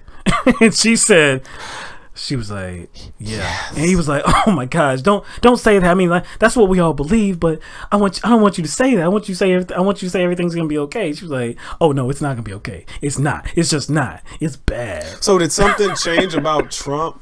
That's what I'm saying. Did something change about Trump once she left? Like, no, forget that.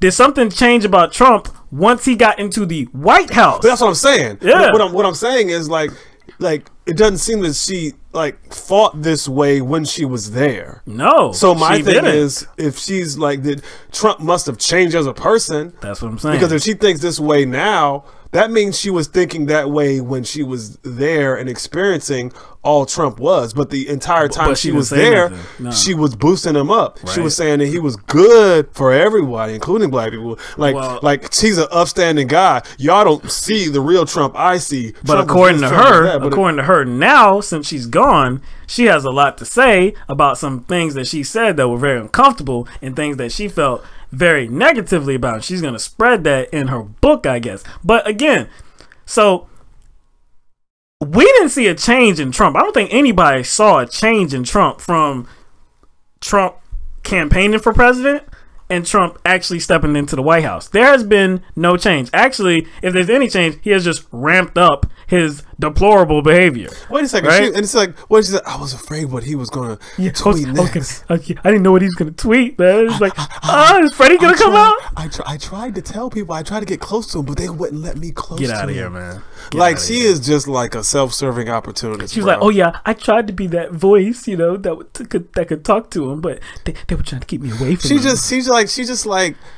She plays, and I'm saying she's playing two contradictory roles. Like she tries to play this like all-powerful, no-nonsense woman who doesn't take anything, and the next thing you know, she tries to play this like hapless victim that is like, like, oh, the madman, like vulnerable, like, oh my god, like, I couldn't do anything. Get out of here. You were right along for the ride. You were part of the agenda because why? It was more beneficial to you to be there. Now she's like, now you ain't there, and of course it's beneficial to you to say, I'm gonna point the finger at them now. I'm not part of them no more. I'm gonna point the finger at them because it's best for me. She doesn't really despise the power. She's just mad that she's not a part of it. Exactly. Ridiculous, man. This was pure comedy. Like I said, I was laughing. The black delegation stands behind our trade. So you're not coming back, yo. We already got our draft picks for you, girl. The White House kind of responded too. Sarah Huckabee Sanders. She said, well, look, because Omarosa's been on The Apprentice 3 times. I didn't even know that. I thought it was just like once, I think. But she's been on The Apprentice 3 times. And Sarah Huckabee Sanders said, well, she's been fired 3 times. And really, it's 4 because she's not here at the White House anymore. Which doesn't really... doesn't mean anything. It doesn't mean that what she's saying is not true. Yeah. We just know it's false. Mm-hmm. She said, Huckabee Sanders also said that... It's false. Huckabee Sanders. Anyway, she said that... while she was there at the White House, she had limited access to the president, and since she's gone and no longer there, she has no access. Which again, still means both nothing. of them are whack to me. Yes, So yes. doesn't really mean anything. So that was just a little bit of comedy for me. I saw that earlier today, and I just laughed. Like, man, come on, Omarosa.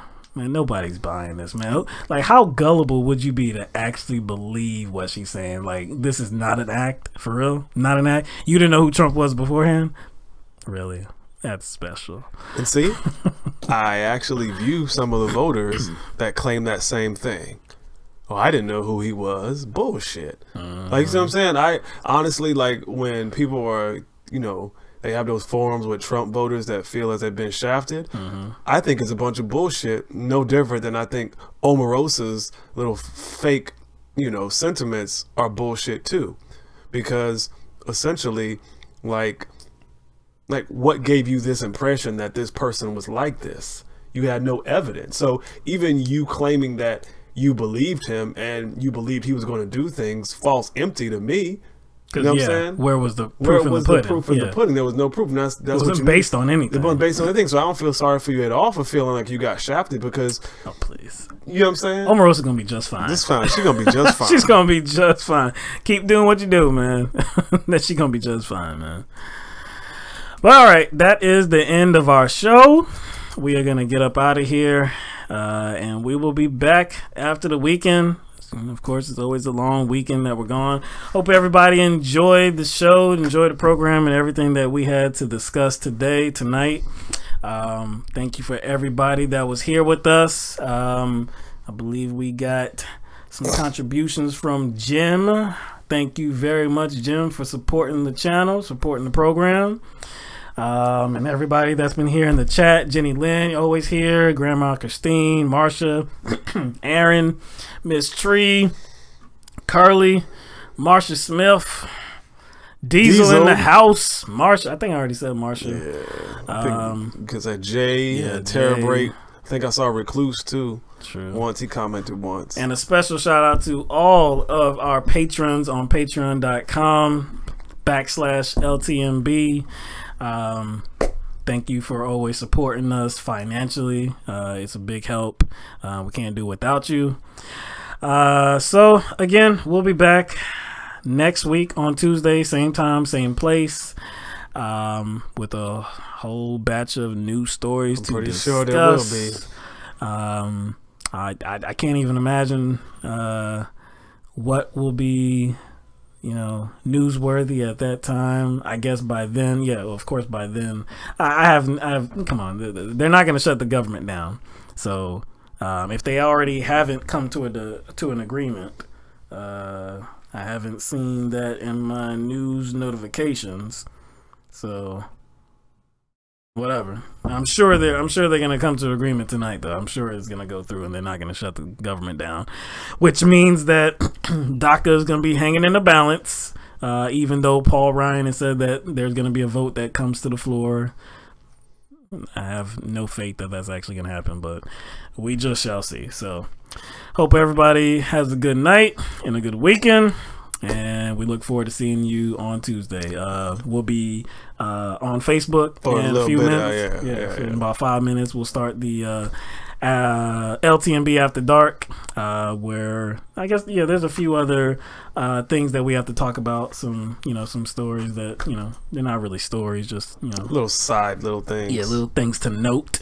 So if you have the time, join us on Facebook.com/Let the Madness Begin, and you can see a little bit more of what we have to say. So appreciate it. Love you too, Marsha.